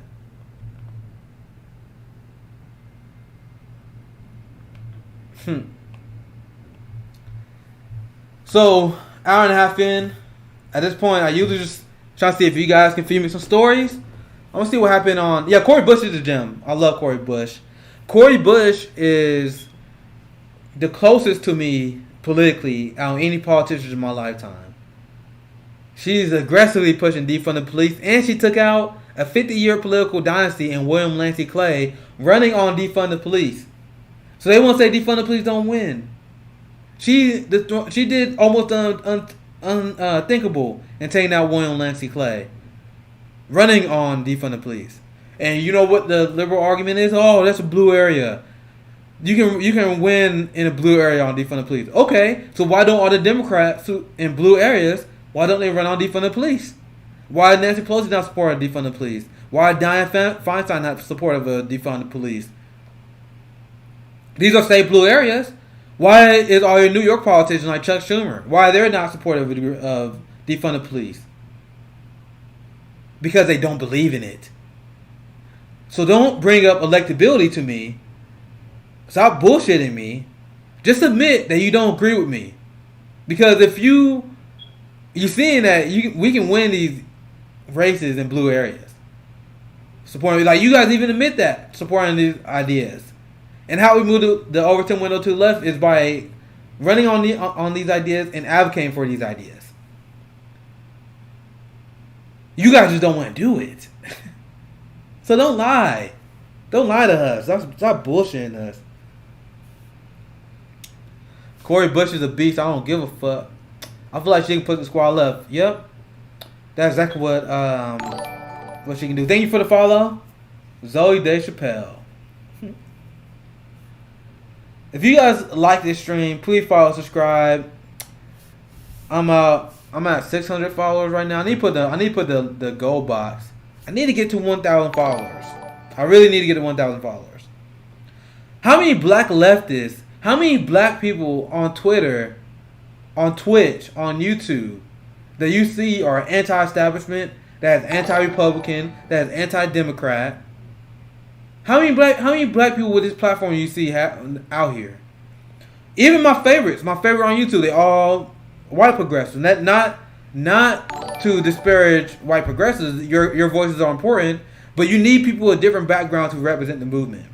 So even the most popular people, I don't want to name them, but you guys know who I'm talking about, because I'm not being disrespectful. But the most popular progressive streamers are white. Where are the black leftists? Tim Black is out here. Nico House is out here. But that's it. That's the only people I know.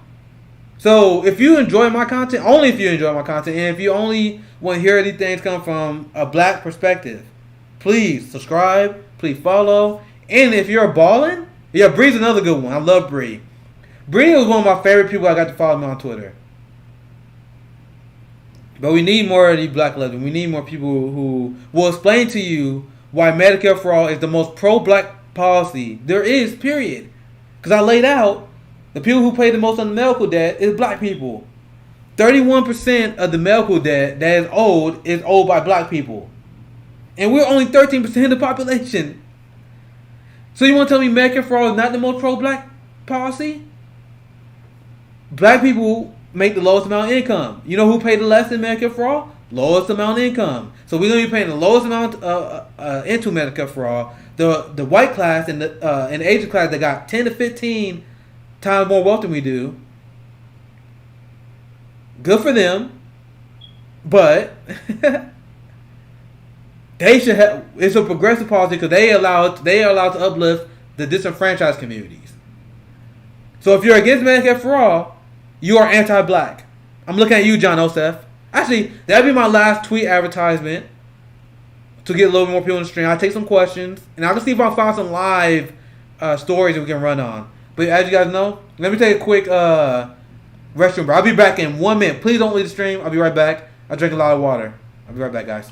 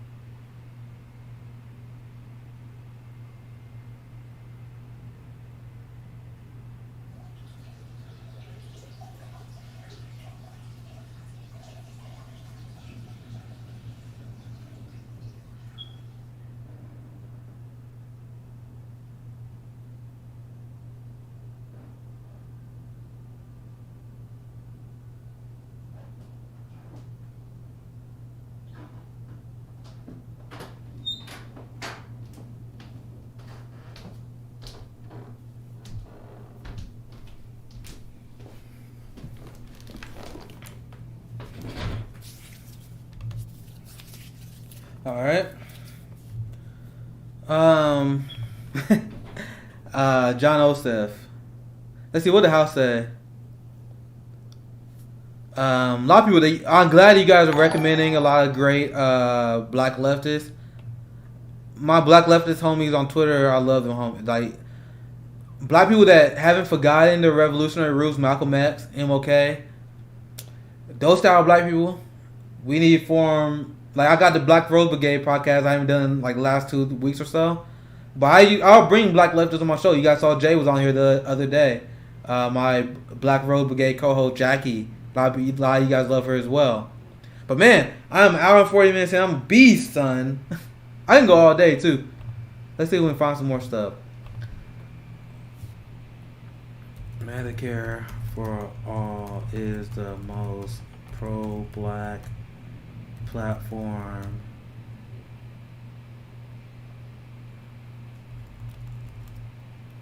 Policy. Actually, this is how I tweet in real time, you guys. Medicare for All is the most pro-black policy. I'm gonna tell them what I told you guys. 31% of medical debt is held by black people, despite us being 13% of the population. If you don't support canceling medical debt or Medicare for All, you are anti-black. You are. Am I wrong? So if you don't support Medicare for All, you are anti-black. So by the association property, John Osef is anti-black. I just made a live tweet advertisement. I really like to hear your opinions on Yang. If he's nominated by some chance, how enthusiastic will you be for him? Andrew Yang is better than the average Democrat. Just for goddamn sure. And there's a few things that Andrew Yang. Once again, I'm literally just talking about Medicare for All, for example.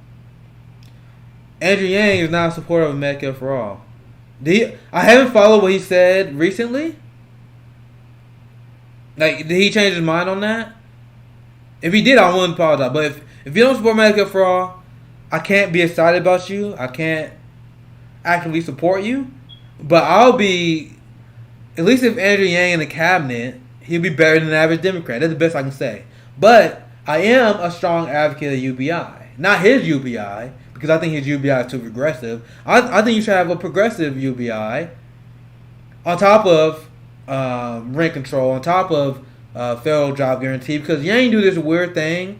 Like Yang and they be like, well, you guys gonna do federal job guarantee while we just want to pay people. Bitch, why not both? Why not both? Recently, he has said MSNBC is paying me. But yeah, he'd be better than the average Dem because the bar is so low. So overall, to answer your question, I think he would be better than that. Like, I'm looking at Nira Tannen in her record. Hell yeah, I'll be hyped for Yang over Nira Tannen or any of these goons that Biden put in his cabinet. So in that respect, I would be excited for Yang. But I'm not hyped on him in general. Once again, you don't support Medicare for All, you're not my friend. Not my friend. Unlike most politicians, he is actually a lesser evil, but still, that's a good point. Simple, average person. Another reason I don't like Yang because foreign policy is weak. He repeat the same talking points regarding Israel, Palestine. He said we think we should prosecute Julian Assange.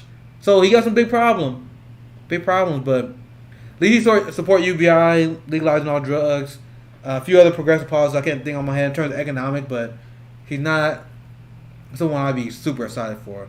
He is what I would consider a true lesser of the two evils vote, right? Are you for anarcho-primitivism? What the fuck is that?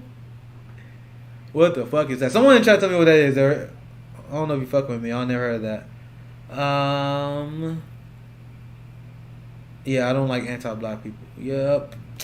So yeah, I call it how it is. If I think there's a pro-black policy position, if you're against that policy position, how are you not anti-black? Someone explain that. Someone explain that to me.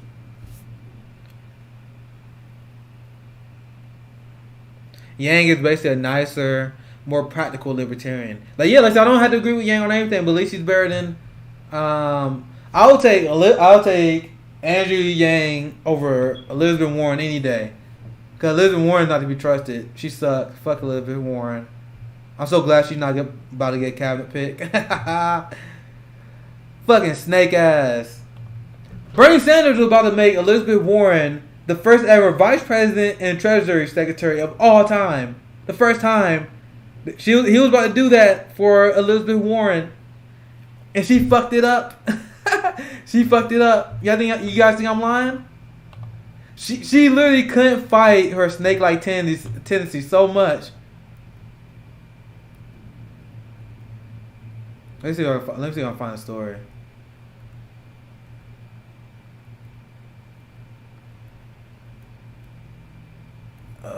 Elizabeth Warren. I'm trying to see if I can find it. Oh yeah, there it is. There it is. I tweeted about that not too long ago. The Sanders campaign looked into whether Warren could serve as vice president and treasury secretary at the same time, and now she's not getting shit. And she was another people that spoke for Nira. Once again, I'm not paying Elizabeth Warren as in that she's not. Like Elizabeth Warren was a relatively young senator, guys. She's not progressive. Like she voted as a standard Democrat in terms of foreign policy.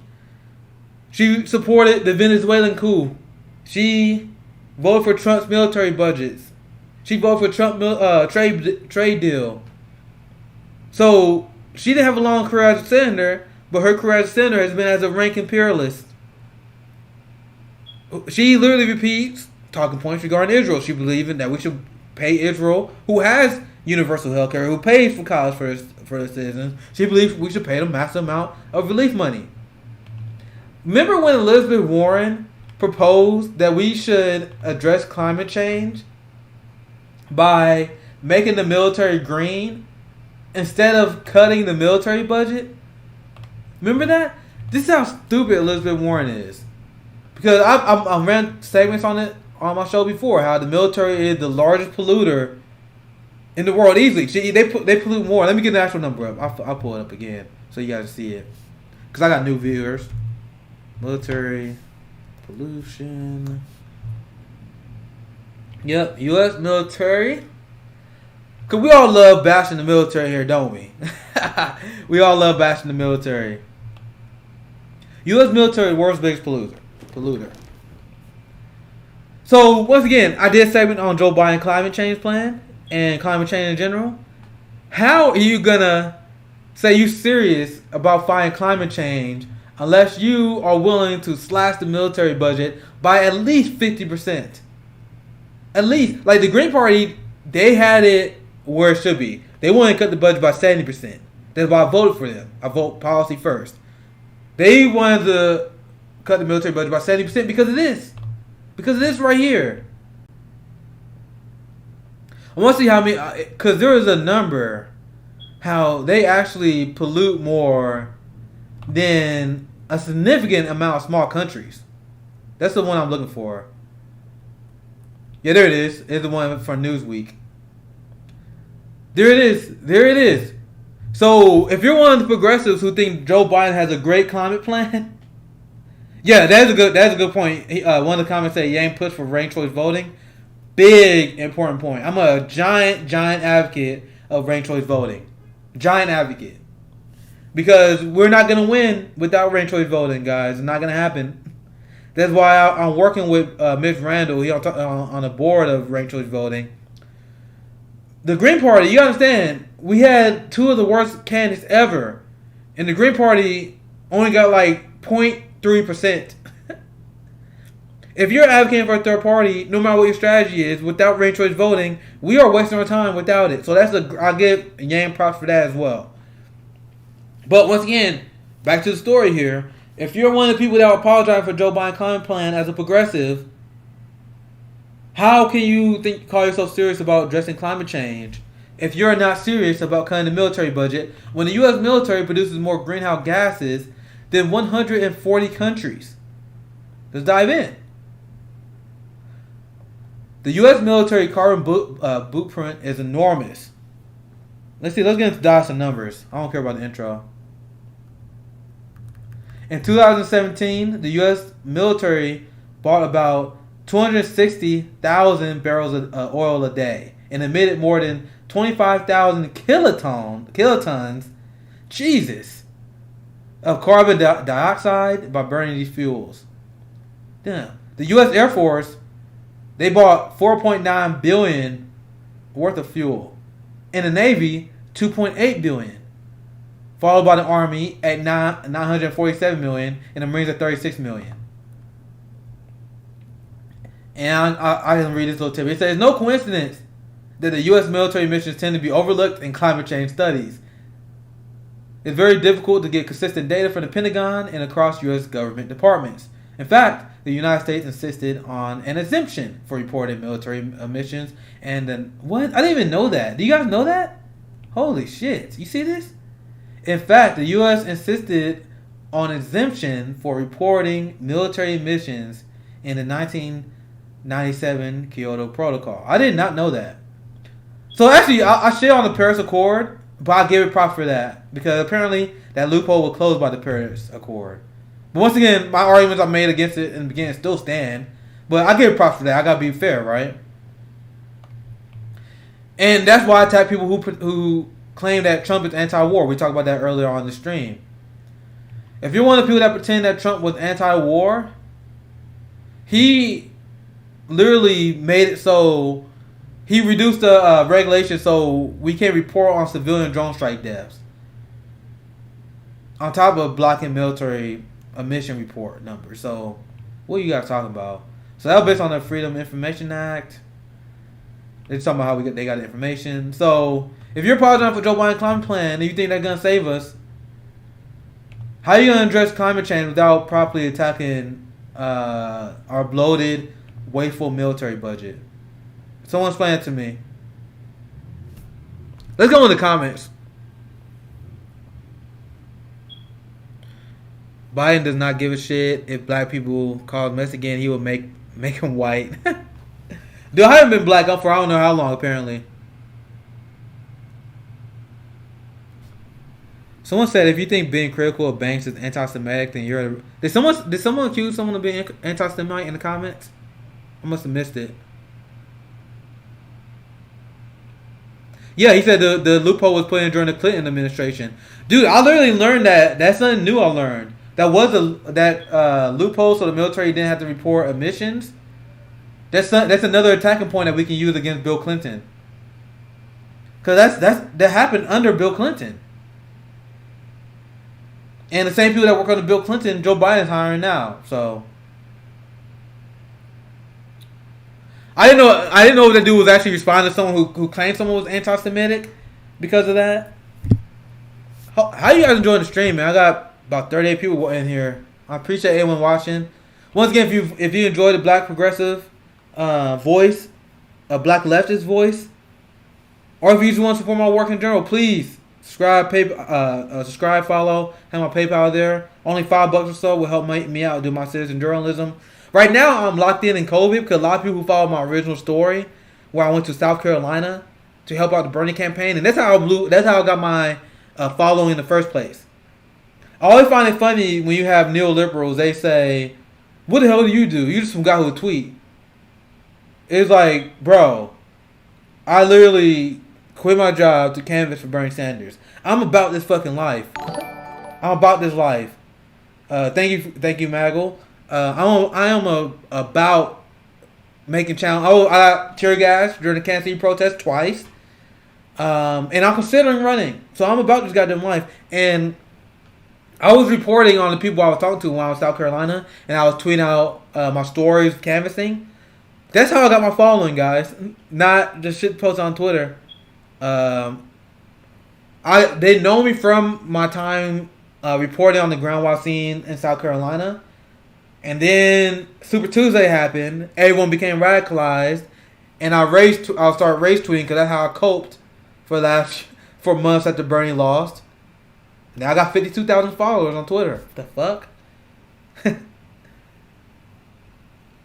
So please follow, subscribe if you appreciate my voice, because a lot of people, they don't go as hard on the Democrat Party, come from the black perspective like I do. So please check out my stream. I'll be streaming Monday through Friday in the afternoon. I usually start around 2:00 Central Time, 3 p.m. Eastern. Bruce Lee, thank you, bro. You start following you on Twitter, just seeing your tweet on Medicare for All, so I clicked here. Thank you, brother. We should not shy away from defining the power structure, regardless of race, gender, or ethnicity of those involved. Yes, exactly. Exactly.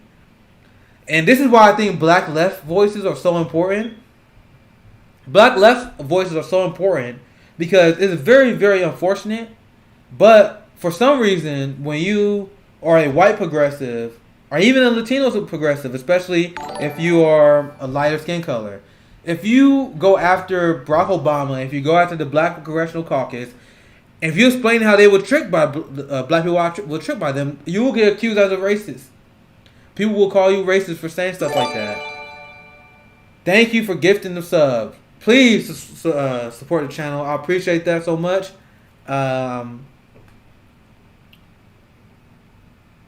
So it's unfair, and that's how neoliberals establish their system. Like what Andrew Gillum and the party doing now. They are pretending that people hate Neera Tanden because they don't like her because she's a woman of color. And that's the defense. And you know why I've been banned by about 3,000 people on Twitter? Because liberals can't use that defense against me. They can't. They can't say I hate Barack Obama because I'm a racist. Especially when my criticism of Barack Obama, and the reason why I hate Barack Obama, is because he tanked black wealth. So I attack Democrats. How you doing, Lil Demon Jr.? I attack Democrats from the left and their failures to take care of the black community. So I get shut out of the conversation. They block me. They don't want to engage with me. They will engage with a white Trump supporter instead of a black leftist, because the black leftists, they shatter the. Actually, I'm gonna do a segment on that.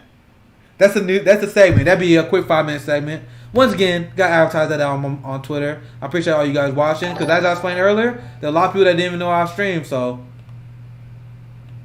I gotta advertise a little bit more. So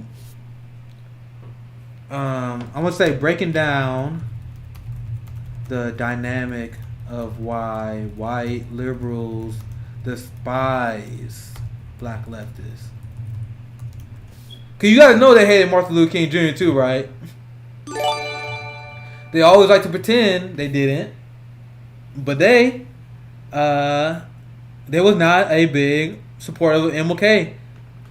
The same people who attack Black Lives Matter for saying they're not doing it the right way, those were the same people who said the civil rights movement wasn't doing it the right way.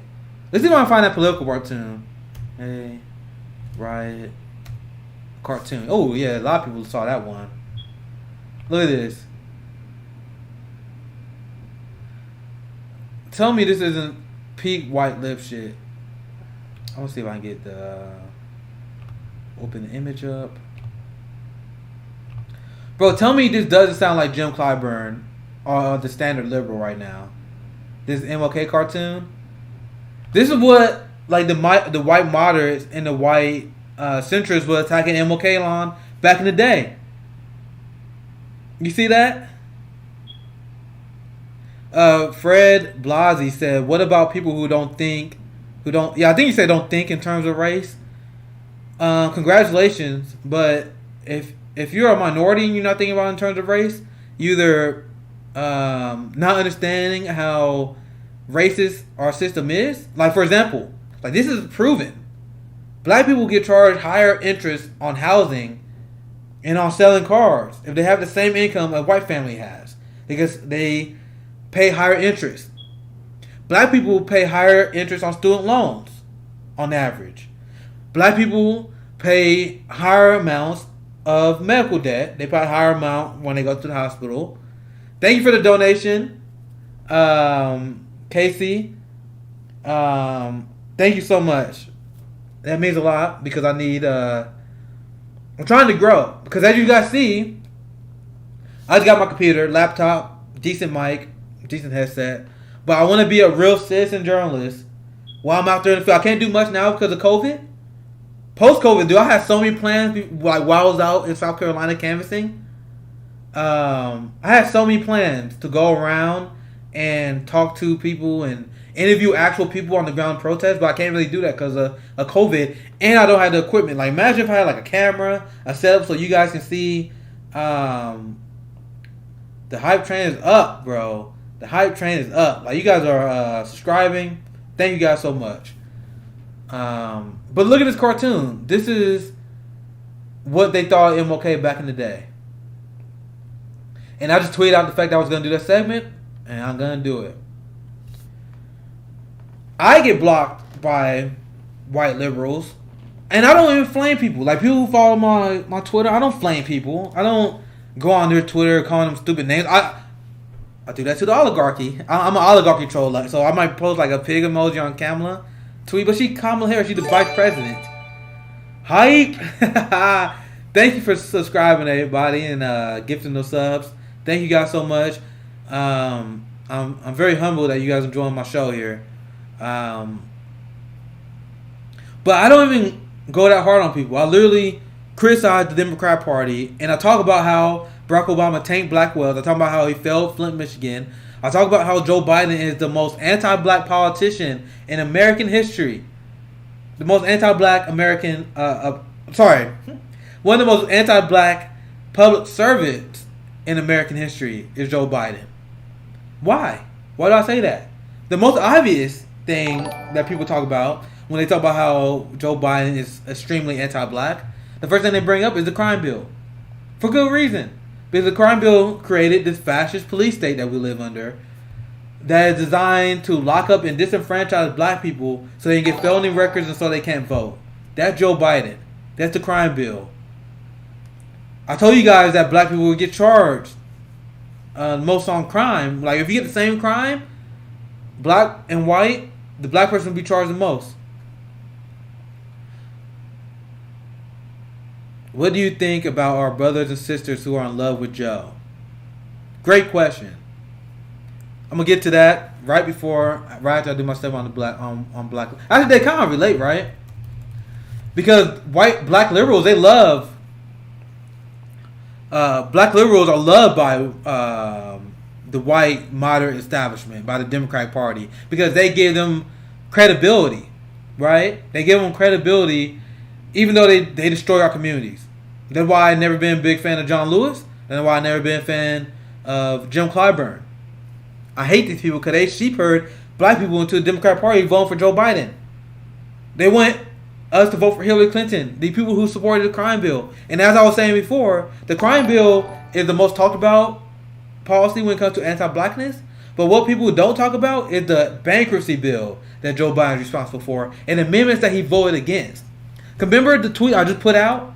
The people that probably followed that tweet and that followed my stream, I said 31% of medical debt is owned by black people. And Joe Biden voted against an amendment that would have eased the burdens of those suffering from medical debt.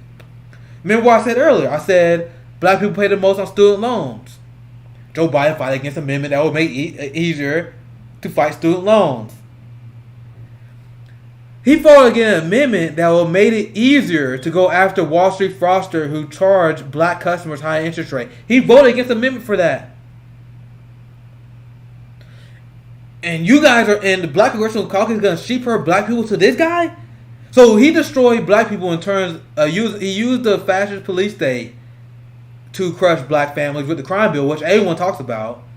But not only did he use that, he financially crushed black Americans. The policies that Biden is responsible for is directly responsible for crashing black wealth and destroying black Americans economically. So that ties to the question you asked me. Am I saying your name right? Because I'm not sure how to say that. I envy. But you said, how do I feel about black liberals who support Joe Biden? You are the people I am against. I'm against you guys because you guys are responsible for the damage that's going on in the black community right now. By giving them permission, by giving them credibility, I envy me. Oh, I see. I envy me. I see. I'm an idiot. So I got, these are the people I go after the most, because as a black leftist, we have to go after these people because white progressives, they'll be criticized and they'll be smeared as racist, unjustifiably so, for criticizing people. So we need black leftists to step it up, and we need to be the ones who call out Joe Clyburn. We need to be the one who call out Barack Obama constantly. We need to be the one who call out Joe Biden. We need to be the one to call out the instruments of our oppression. W.B. Du Bois famously quoted. Let me find that quote. I post this all the time on Twitter because this sums up the black liberal class so much. And it has been such a problem because black people selling out other black people in order to gain riches is a story as old as the slave trade. It's a long story. It's something that happened for a very, very long time. So much so, W.B. Du Bois wrote about it. And I'm gonna find it from my Twitter, because I posted it a decent amount of times, where he talked about how black people, they would join exploitation. And people got mad, man, but I don't like John Lewis because he's responsible for the Libyan slave trade. He voted for that war, so hype, son. I'm very hyped that you guys are subscribing and following me. But this is the tweet I'm talking about. And this is why you guys should subscribe to my channel. Please follow my channel. Subscribe to me. Donate, please. Because who else in political conversation is bringing up W.B. Du Bois? The one of the most under-talked about and most underappreciated. Well, he's not underappreciated, but a great tweet I saw. I wish I remember who made it. There are a lot of leftists who only quote like Marx and Lenin and a few Marxists from the 19th century and the 20th century. This right here, what you see from W.B. Du Bois and what you hear from Malcolm X and what you hear from MLK, I want you guys to understand that this is theory too. This is like, why do people think theory is just some shit that white leftists make? This is just as much theory from what you see out of Marx, right? This is what W.B. Du Bois said about these black liberals that you asked me about. This is what W.B. Du Bois said. A class structure began to arise within the Negro group, which produced haves and have-nots, and that tended to encourage the more successful Negroes, the Jason Johnsons, the Barack Obamas, the Jim Clyburns, the John Lewises, to help join the forces of monopoly and exploitation to help victimize their own classes and any other lower classes that were possible. To remedy the situation, Negroes still regard the first step towards emancipation as being political power. This is what W.B. Du Bois is saying. He wrote this came out in Socialism in the American Negro. He wrote this in the early 1910s. Or so I think it was 1906. Let's fact test myself. W.B. Du Bois, American and Socialism, American. I was trying to see what year it was in.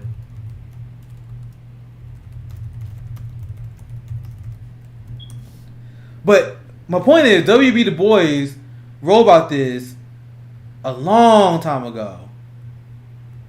What year did it fucking come out?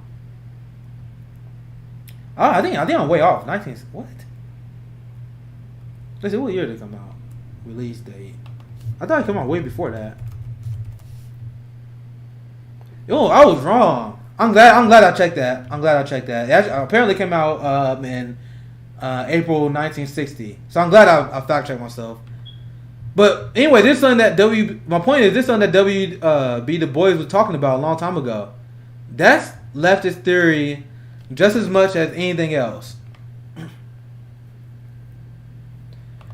Once again, W.B. Du Bois say a class structure began to arise within the Negro group, which produced haves and have-nots. Once again, you got the black affluent class, the black liberals, the Jason Johnson, the black Democratic consultants, and you have the have-nots, which is me, and the black Americans I was telling you guys about, the 40% that are the homeless that are black, the People suffering from medical debt. The people that suffer from student loan debt. The people who work in low-wage jobs, which black people are more likely to work. These are the have-nots that W. Du Bois is talking about. You have the haves and have-nots. And what do the black people who make the most money, what do they do? You have a ton of rappers endorsing Trump. You have a ton of black celebrities endorsing Joe Biden. So what they do is they join the forces of monopoly and exploitation to help victimize their own classes and any other lower classes that were possible. And once again, the last sentence here is saying Negroes think their emancipation come from political power. Right? So they see black faces and high faces and they think black people are doing well. That's not. It's what's happening. That's why this piece, read Black Leftist Theory. Because people just like, Karl Marx this. Yeah, he's great. He's not the only person who wrote theory. W.B. Du Bois, Malcolm X, MLK. They got theory that just as legit as anyone else. Holla if you hear me. Goddamn, I'm a beast. I'm 2 hours in. I can still go. I'm a beast. How you guys liking the stream? Isn't that identity politics, black faces in high places? Yep, that's exactly what.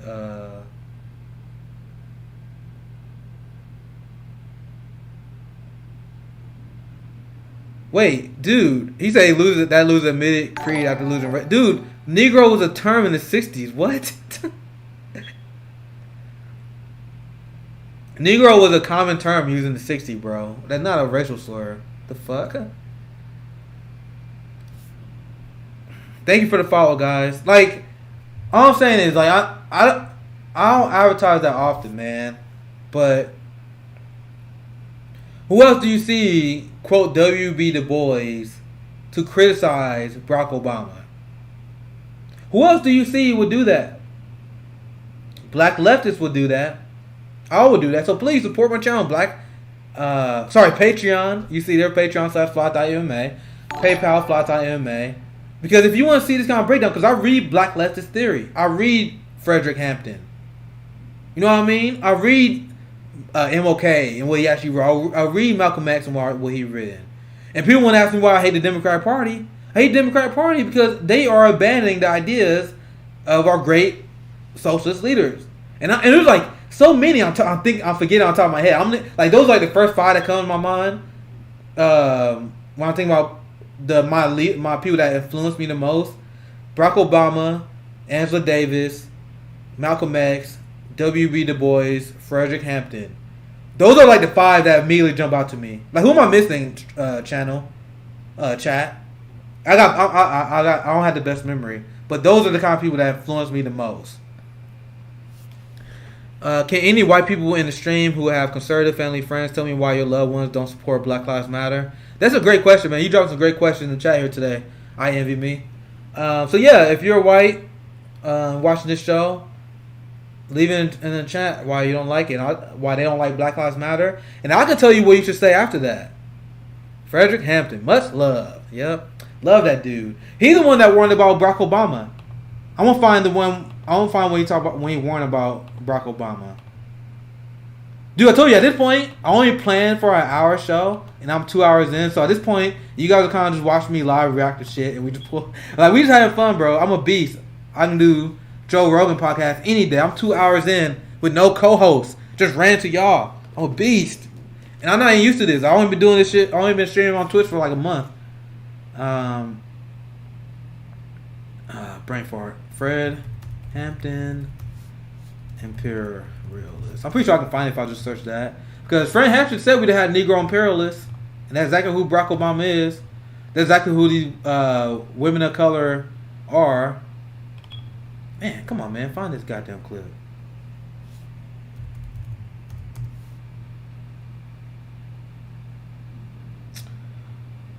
Oh, Jesus. So that's what we're doing now. Because it's also on stories I have prepared already. So I'm just kind of reacting to shit. Actually, I want to see what I missed. Because I haven't followed the news for a while. Trying to see if I can find that viral tweet about Fred Hampton and Obama.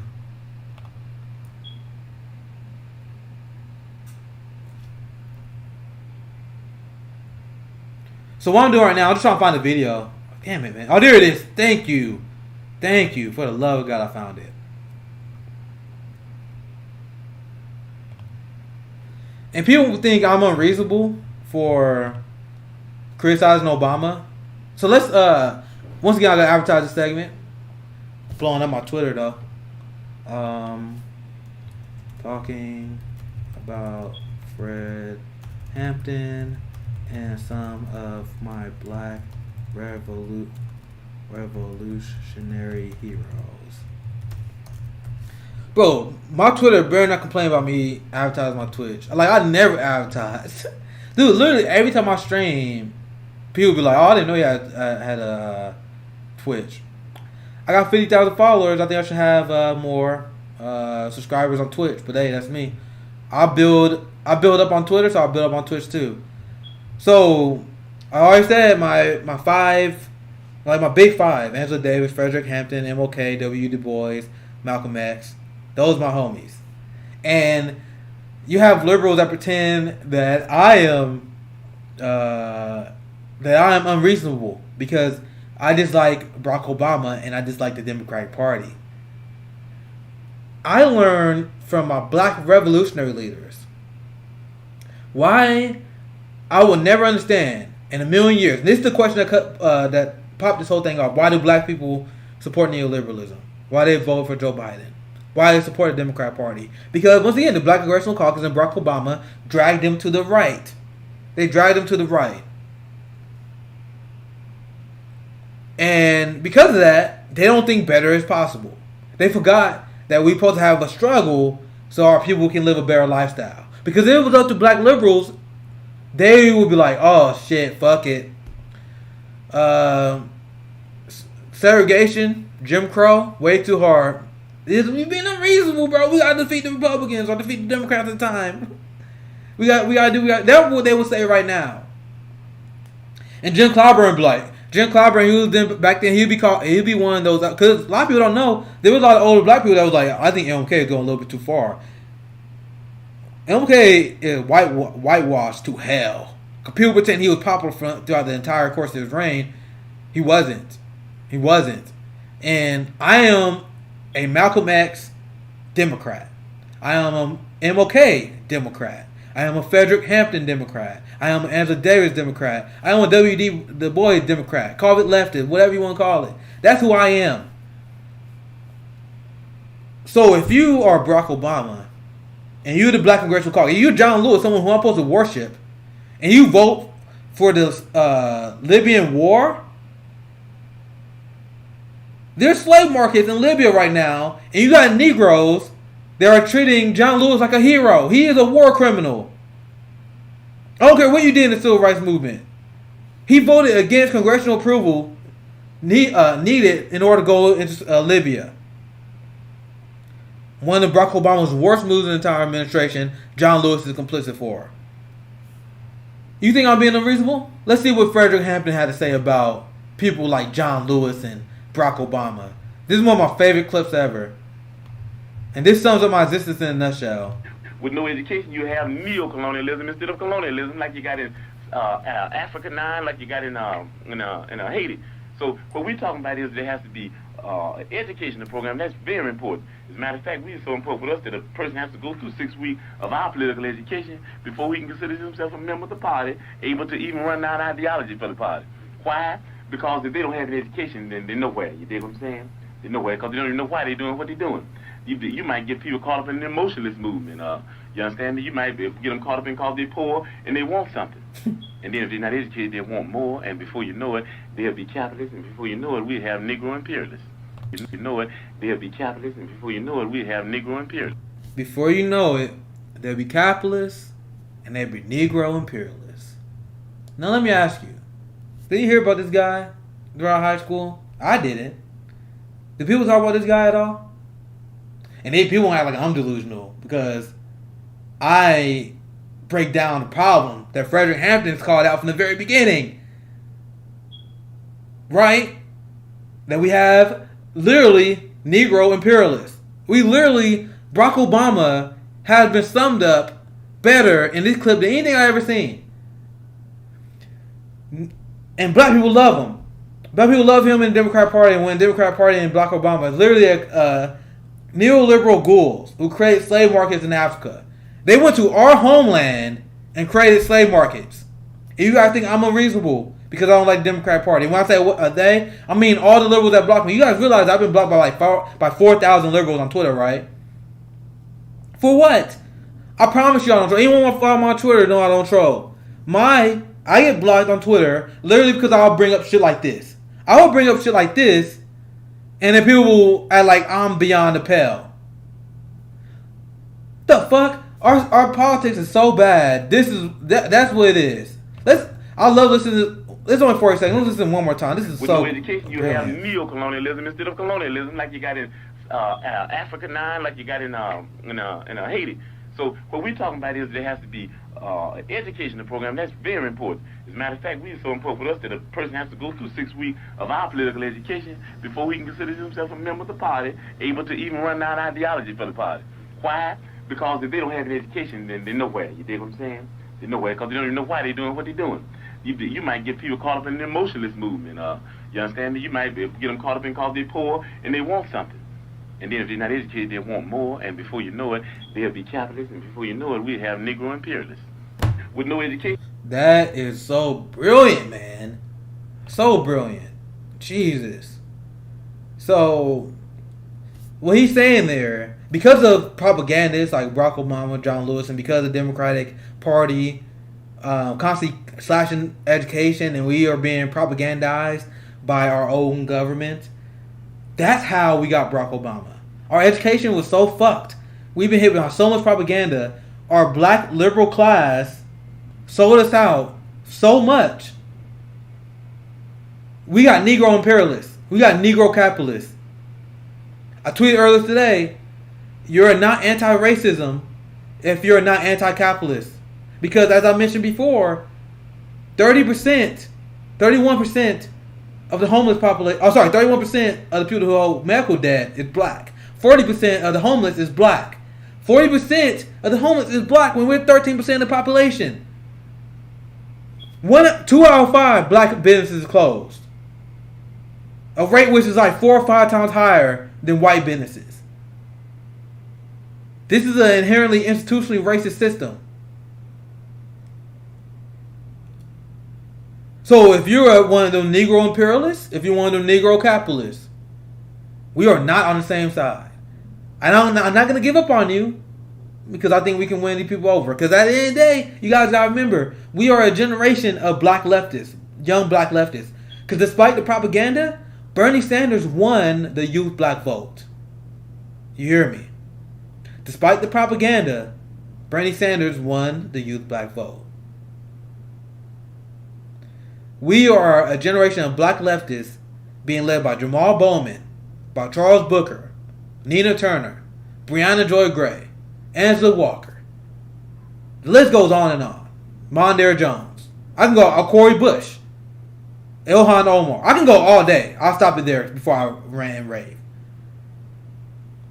But in 2008, I made the point in the video before, there was a fever for anti-establishment minded black people and a black leader. That's why Barack Obama, he ran as a progressive, he ran on anti-war, he ran on the MLK mandate.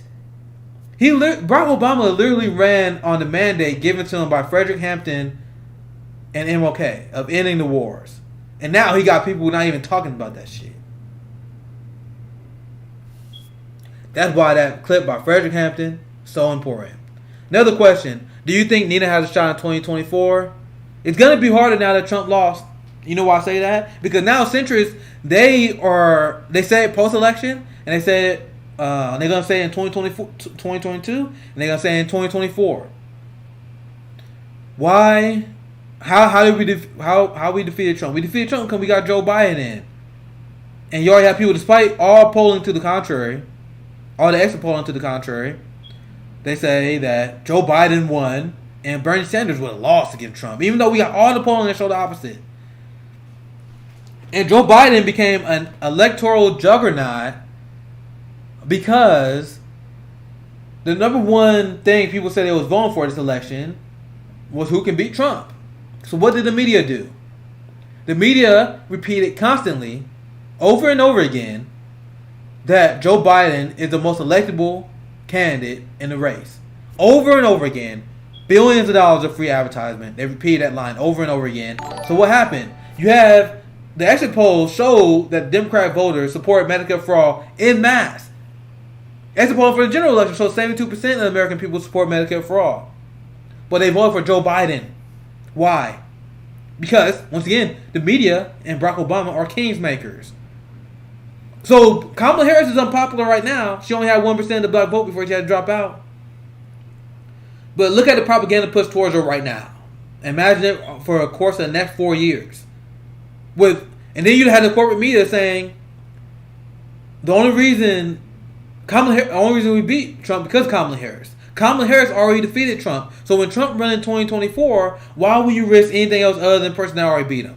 And for progressives, we understand why that's a bullshit argument. But once again, this is how Joe Biden won. You had the corporate media repeat this lie over and over and over and over again until people believed it, and then they vote for Joe Biden. So, because that's why I made my calculation that even though Joe Biden winning will be better for the short term, I think for the long term, it would have been best if Trump won. Because if Trump won, that would have been two candidates that Barack Obama endorsed that lost to Donald Trump. You would have neoliberal candidates that lost to Donald Trump 2 times. You had the vice president, you have Hillary Clinton, that was Secretary of State under Barack Obama, who had lost under Trump. That would create a situation where your entire Obama administration was completely discredited. And even if you roll out that propaganda, you may fool some people, but most people are like, nah, y'all niggas lost twice. Fuck out of here. Try something different. And in that situation, Nia Turner came in, gave a dynamic speech, and did great. But I'm sorry, I got called balls and strikes, guys. I don't like our chances in 2024 because Biden won. And I've warned you guys about that before. That Biden winning is gonna crush the progressive movement, and that's exactly what we're seeing right now. When Biden gets in office, every single president that gets elected to office, their approval rating immediately skyrockets. So Joe Biden, they're going to become president. He's going to become popular immediately. You're going to have the media do constant defense for him. Constant defense for Kamala Harris. Because people forget, Joe Biden ran 4 times. He ran 4 times and got obliterated every single time. He had to drop out in shame for one of the contests. They turned a guy who was a perennial loser nationally and turned him into an electoral juggernaut out of pure force of will to defeat the left. So Kamala Harris is unpopular right now, but once again, Joe Biden was too. Imagine what the media will do to a young black woman as the vice president. You got black celebrities running out in defense to her, swooning all over her. She's going to be hard to beat in 2024. The Democratic establishment is going to be very, very hard to beat because people are so deluded. You think you're going to, you know how easy it is? You think it's going to be hard? I mean, you think it's going to be easy to primary incumbent Democrat? Even if Joe Biden doesn't win, he's not going to run again in 2024, but Kamala Harris will be running as the incumbent vice president. That's going to be one hell of a task. And we are in the worst position. I'm sorry because progressive folded and they voted for Joe Biden because they're afraid of Trump, which I'm not mad at you. I'm not mad. Sorry. I'm not trying to vote shame you. I apologize if it came across that way. I'm not trying to vote shame you.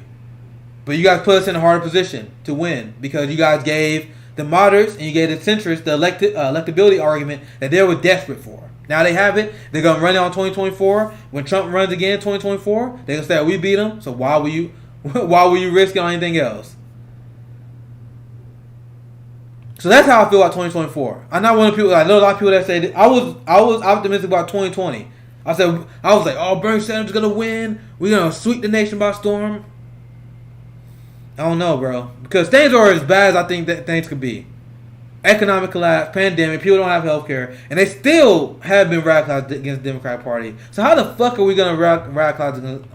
I don't fucking get it. So I hope I'm wrong. I hope people realize how bad Joe Biden's administration will actually be, and then if they realize that, it may rebuke neoliberalism. But if I'm being honest, it doesn't seem realistic right now. And I'm sorry I'm being a Debbie Downer, but I just don't see that happening. So that's my thought on 2024. Man, I'm almost 3 hours in. I'm 2.5 hours in. This is crazy. Supergraph said the movement would have had more energy if Trump won again. Yep, if Trump won again, bro, you would have radicalized the entire country. The entire country would have been all in. Like, oh my God, fuck. We got to tear this whole system down. A system that can elect Donald Trump 2 times, we got to tear it down. I think American people would have been so radicalized. So you're on the point, Supergraph. It would have been horrible. But that would have kept people motivated at least. Now, you literally have people already talking about going to sleep. Already.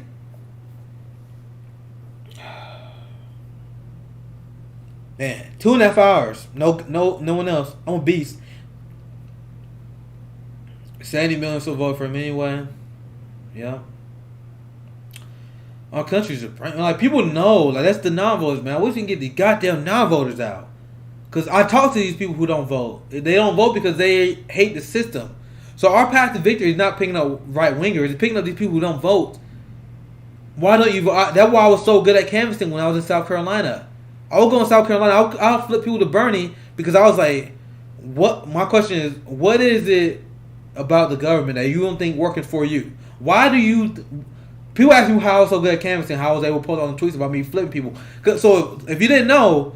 The reason why I blew up my Twitter following, because I will literally take pictures of people who won't take pictures. I will knock on the door. People know how hard canvassing is. Because you knocking door to door trying to get people to support candidates. I had tweets. Actually, why not pull it up? I'll show you guys one tweet I had back when I used to canvass in South Carolina. Actually, let's advertise. Do one more act. This is my last tweet, and then I'm going to call it after I do this. I'm going to do one more segment, just talk about South Carolina for a second. Take some questions, and I'm going to be out of here. Talking about my canvassing experience in South Carolina and how I flipped people who... Well, I just started talking about my canvassing experience in South Carolina. Once again, if you guys, thank you for the follow. If you guys like what you are watching, please follow and subscribe. I'll stream every day, 3 p.m. Eastern, Monday through Friday. At least that's the goal. That is the goal. Thank you guys. I really appreciate it. But anyway, like I said, I was in South Carolina. Let me find one of the tweets.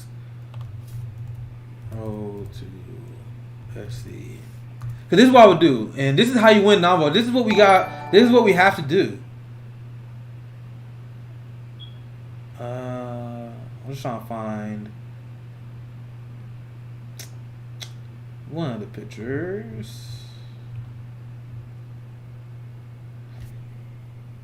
Oh my God! Why is Twitter acting up? So my point is, I'm trying to bring it up so you guys can see. Damn,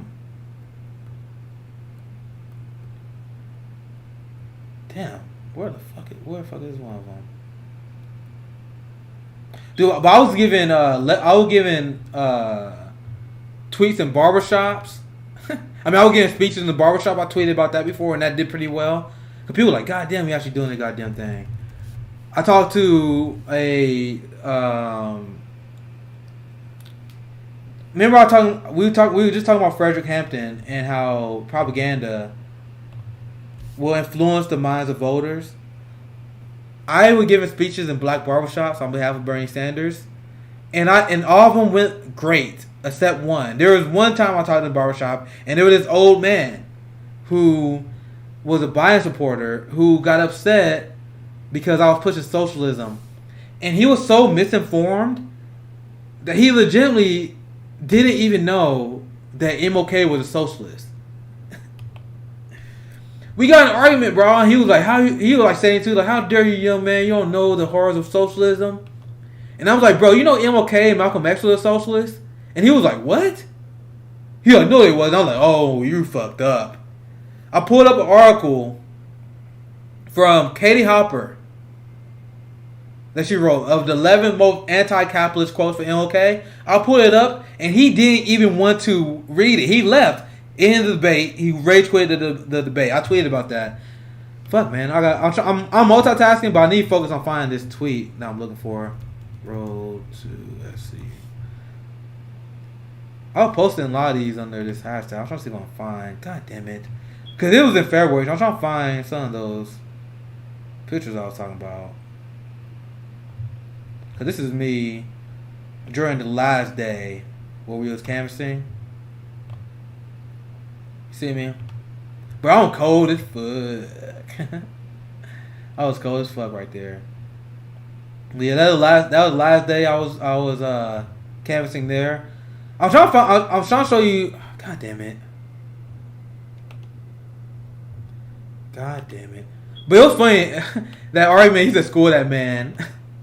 Yeah, that dude literally didn't know. And then so once he revealed that he didn't know that MLK was a socialist, and because he was being rude to me, I was like, all right, I'm gonna take this chance to clown you, bro. I made sure I embarrassed him. Dude, I am struggling to find what the hell I'm looking for. Barbershop. I did tweet about my experience at the like. If you guys think I'm making the story, I literally tweeted it out. My friend was there. There's the. This is the tweet while I was talking about it. This is the tweet. Cause this is why I told you, dude. This is why like people think I'm just tweeting. Cause this is back when I had like 5,000 followers, bro. Like my account wasn't even that big. I literally got my account big because of the work I was doing in South Carolina, making tweets like these. Cause like I said, I'm a citizen journalist, so I'll be out there in the field, literally reporting what I'm hearing from voters. And this is what I was talking about. I said while canvassing, I stopped at a black barbershop and gave a speech about Bernie. One of them supported Biden. Older black guy who hated socialism. We debate. He was so ignorant, he didn't even know MLK was a socialist, and I crushed him. I think overall I won over the few spectators. And the guy I pictured here, he was the barbershop owner who allowed me to give a speech. And I know I won over the crowd because I talked to him afterward. He's like, yeah, that dude, he's an asshole. He always argue with people, but you made a pretty good pitch, and that would happen. So he was a really cool guy, the owner,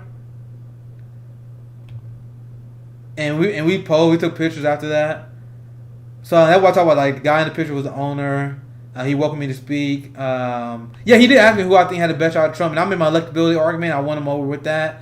And this is what I'm talking about. The guy I was debating about socialism. This is literally what Frederick Hampton was talking about during the video we was breaking down, right?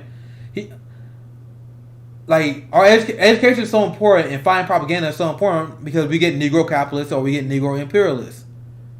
So the guy I was debating in the barbershop, he was a Negro capitalist. He literally was saying like we gotta have capitalism. He loved capitalism. That's what happened because he didn't have education. He didn't even know that MLK, Malcolm X, W.D. Boyd, because I literally gave him a channel like, bro, you don't know that? And he kept doubling down, being a boomer. He's a boomer, so he was like, oh, there was socialism. Oh, what the fuck do you know? I was like, you sure, bro? And I pulled up and I embarrassed him. So I said I was debating the guy about socialism. Obviously, he had no idea what it was. Like, he didn't even know what socialism was. I remember I kept asking him, I was like, dude, what do you think socialism is? What is socialism? What do you think it is? He's like, he always dodged it. So I broke it down in a way. I break down the video. Actually, I don't think I ever made that video. Then I broke up. I brought up. That probably meant brought up. I brought up the fact that MLK, Malcolm X, and W.B. Boys were socialists. He called me a liar, and then he walked himself into a trap. He asked me to prove it, which was laughably easy. And that's why I talk about the K. Hopper article of him being the most anti-capitalist quotes. And then he wasn't happy. But then the barbershop was laughing because they was like, damn. You know, it's barbershop humor, right? Barbershop conversation. And this is what I'm saying. I love canvassing because I do love a good debate. Because I was talking to people in South Carolina. I was like, bro, what do you think the government is not doing for you? And then whenever I run across the people who was anti-Bernie and they would repeat the same stupid Bernie talking points, I would easily knock them down. And I said, I love canvassing because I love a good debate. Most people can't handle it. He was getting really mad. And I was like literally saying there calm. I'm like, bro, I hear this shit on Twitter all the time, bro. I'm like, okay, let me tell you why you're wrong. I didn't even make this video. I did now. So I just made a video now. Because I was supposed to do it, but I didn't. That back when I told you I literally was making my YouTube videos on this tablet. My production quality is not great, but it went up a long way. And that's how like my comrades got me down there because they was like, bro, you a beast in canvassing. That's just one story, dude. I wish I could find more of the Road to South Carolina stories. So that was me being a barbershop. See, you guys know that I literally, the dude that played Cyborg in the Justice League, I was literally I would canvass him. He was a great dude. Like, we was kicking it. We was going around giving speeches in these barbershops. And I will never forget my time in South Carolina. I don't know why I can't find the pictures I was posting, man. Dude, I was on CNN too. I was on CNN back when they was interviewing Bernie. Cyborg, he was a big Bernie supporter. Thank you, Rocky Flames. That man been shade day. Thanks for brightening up with your stream, Nick. Thank you. I'm glad that you guys are enjoying this. I tell you, I only planned for an hour show, but now I'm having fun. So I've been on here for like an hour and a half, just ranting and talking shit with you guys. I'm having fun, man. I hope you guys enjoying this as well. And if you enjoy hearing a black citizen journalist like me who talk about why I see a protest, why I talk about why I was canvassing, please follow, subscribe, support my channel. I'm completely independent, trying to build a name for myself. So please donate. I got my PayPal, my Patreon right there if you enjoy this. But just like I envy me, he said Cyborg is a leftist dude. He's a great dude. And the thing is, I'm not into movies like I used to. So I never seen the Justice League. So it kind of sucks. I didn't have the kind of like, oh shit, I'm hanging out with Cyborg. Like, I didn't even have that because I've been out of I've been out of pop culture for a while. So I didn't really know who he was, honestly. But everyone was freaking out, and then we was vibing because he was giving speeches. I gave my speech, and he was like, "Damn, bro, you know what you're talking about." So I got props from Cyborg from Justice League. Just know that. I love you guys so much. Thank you, homies. Thank you. Finland is on the verge of ending homelessness. Whoa. I almost want to do a story on that. Dude, because I'm out 3 hours in, dude. I'm like very tired, but I'm having fun. I'm going to do my official. I'm going to look that up. Finland. I heard Finland doing some great stuff. I heard Finland is floating a 6-hour work week. You guys hear that? Dude, oh my god, dude. I wish, bro. Now, I don't want to be the only Negro in Finland and Scandinavia. Like, if I could, I would been there. There you go. He found the article. Good looking, homie.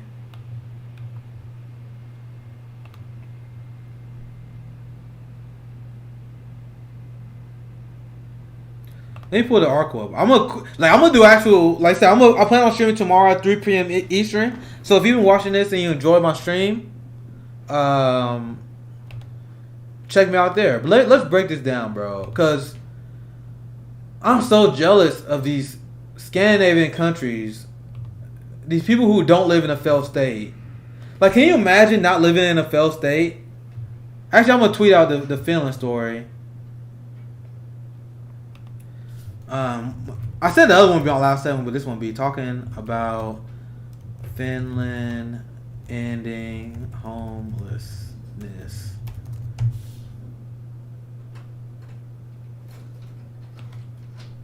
Because I actually haven't seen it, so let's break this down live. Like, I'm so jealous of these countries that not a failed state. Like, my boy Mac, he literally was pointing on how Finland, they literally experimenting with a 6-hour workday. Because they logical. They're like, bro, people don't even work 8 hours a day. Like, studies are showing that when people work, they only put in like 4 hours of productivity. Then they fucking off like the rest of the day. Like, there's literally studies that show this.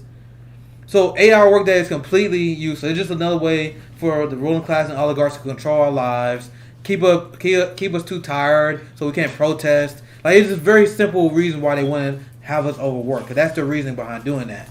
But if you're actually looking at it in terms of efficiency, having us work 40 hours a week, there has been a lot of studies done. That is not good for us. That's not how we want to live. And there's no reason to even run an economy that way, because you can have a 6-hour work day, a 4-day work week, and have the same level of productivity. You can have the unemployment go down. Once again, you're talking about progressive economics, not trickle-down economics. Because if you're talking to someone who advocates for trickle-down economics, what I'm saying sounds ridiculous to them. They're like, what? What about the bottom line? What about the rich guy? What about the oligarch? What about corporate profits? We have the money for what I'm posing right now. So peep this out. Because this solves the employment crisis, and it solves a moderate crisis. Once again, conservatives, they like to pretend they family values. But what more family values than allowing a dad to spend time with their children? You know what I mean? So they always attack black men. He said, why black men not there for their kids? Because black men are working 2 jobs. They're working 60 hours a week. Meanwhile, your white dad, who got great benefits, you guys can take vacations every year. He got more time spent with his family. So even if you have a black dad, or any dad, for example, they work 2 jobs, they work 60 hours a week, and then they go home. You think he's going to be an effective parent? He's tired. You're not effectively raising a kid working 40, 60 hours a week, period. And that is one of many reasons why the way our system of work is set up right now is failure. So get into the Finland story, because I saw that earlier, that Finland wanted to do the 6-hour work day. And now you have Finland, like I said, you guys just share this with me. It said Finland ends homelessness and provides shelter for all in need. Bruh, imagine not living in a failed state. Imagine living in a state where the government actually gives a fuck about people. And people wonder why I don't like America. Finland, a country that is significantly poorer than us. Like, this is why I talk about homelessness all the time, because people don't understand monetary value. They're like, oh, in homelessness, you want to be a hippie. Bro, it will only cost $40 billion to end homelessness. You realize that we increased our military budget. Now, I'm not talking about how much we spend on the military. I'm talking about how much we increased it. We increased our military enough to end homelessness like 10 times over every year.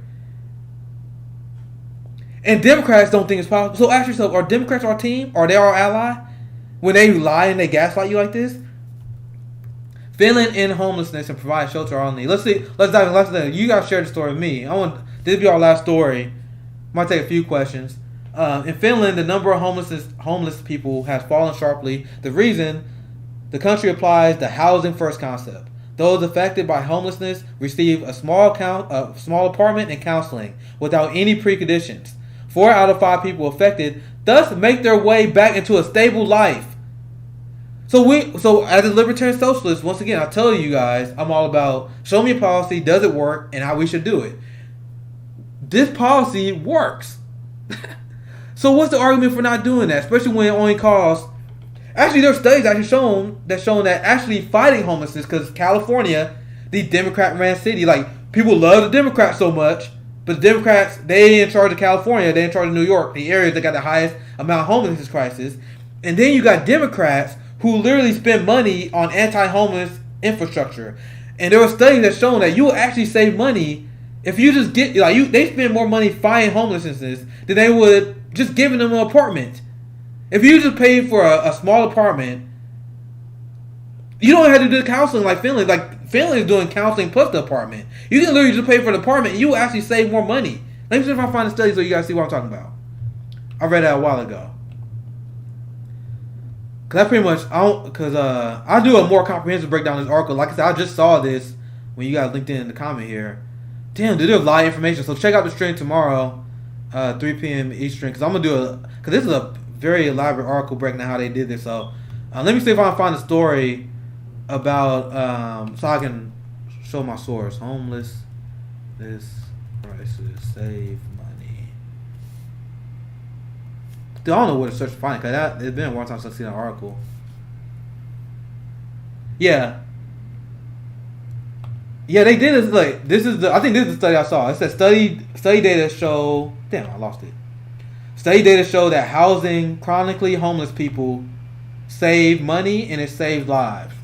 So once again, for all you people that tell me that Democrats are the saviors, Democrats are running California and New York, where there's a massive homelessness crisis, and their studies, just like Medicare for All, show it will save money, it will save lives. They don't support that. And this study, I don't have it on screen here. Studies show that not only I only said save money, but it saves lives, which is obvious because like when you look at the Denmark study, that show how people get back on their feet. This study was written in 2015. Once again, this is why I implore you guys to support my channel, subscribe, follow. Got my PayPal right there as well. Because are you ever gonna hear someone break this down on corporate media? Are you ever gonna hear? You can even go down to some progressive. Are you gonna hear them talk about this? I'm the only one that tie this with racism because I say if you're fighting against homelessness people, you are anti-black. 40% of homeless is black, despite us being 13% of the population. So who do you think these Democrat policies hurt the most? Black people. So that's my short segment I'm feeling. I'm gonna break the whole article down because I saw a lot of charts and graphs, a lot of data. So I'm gonna do that tomorrow. Check out the stream at 3 p.m. Eastern time. Once again, you guys gotta show some love too because I appreciate all the people that dropped by in the study here. Oh, someone put a 2017 study in the chat. Hold on, I'm just about to pull the chat up here. Oh, I think you found the same one I did. Yeah, I just now saw that one. But yeah, thank you for sharing that story. I'm gonna break that down more tomorrow, but appreciate all you guys for watching, all the follows and subscriptions. Let me go back to my scene here so you guys can see. I have my Patreon link, my PayPal link right there. So I know we're going through a hard time pandemic, but I don't need that much. Only $5 or so.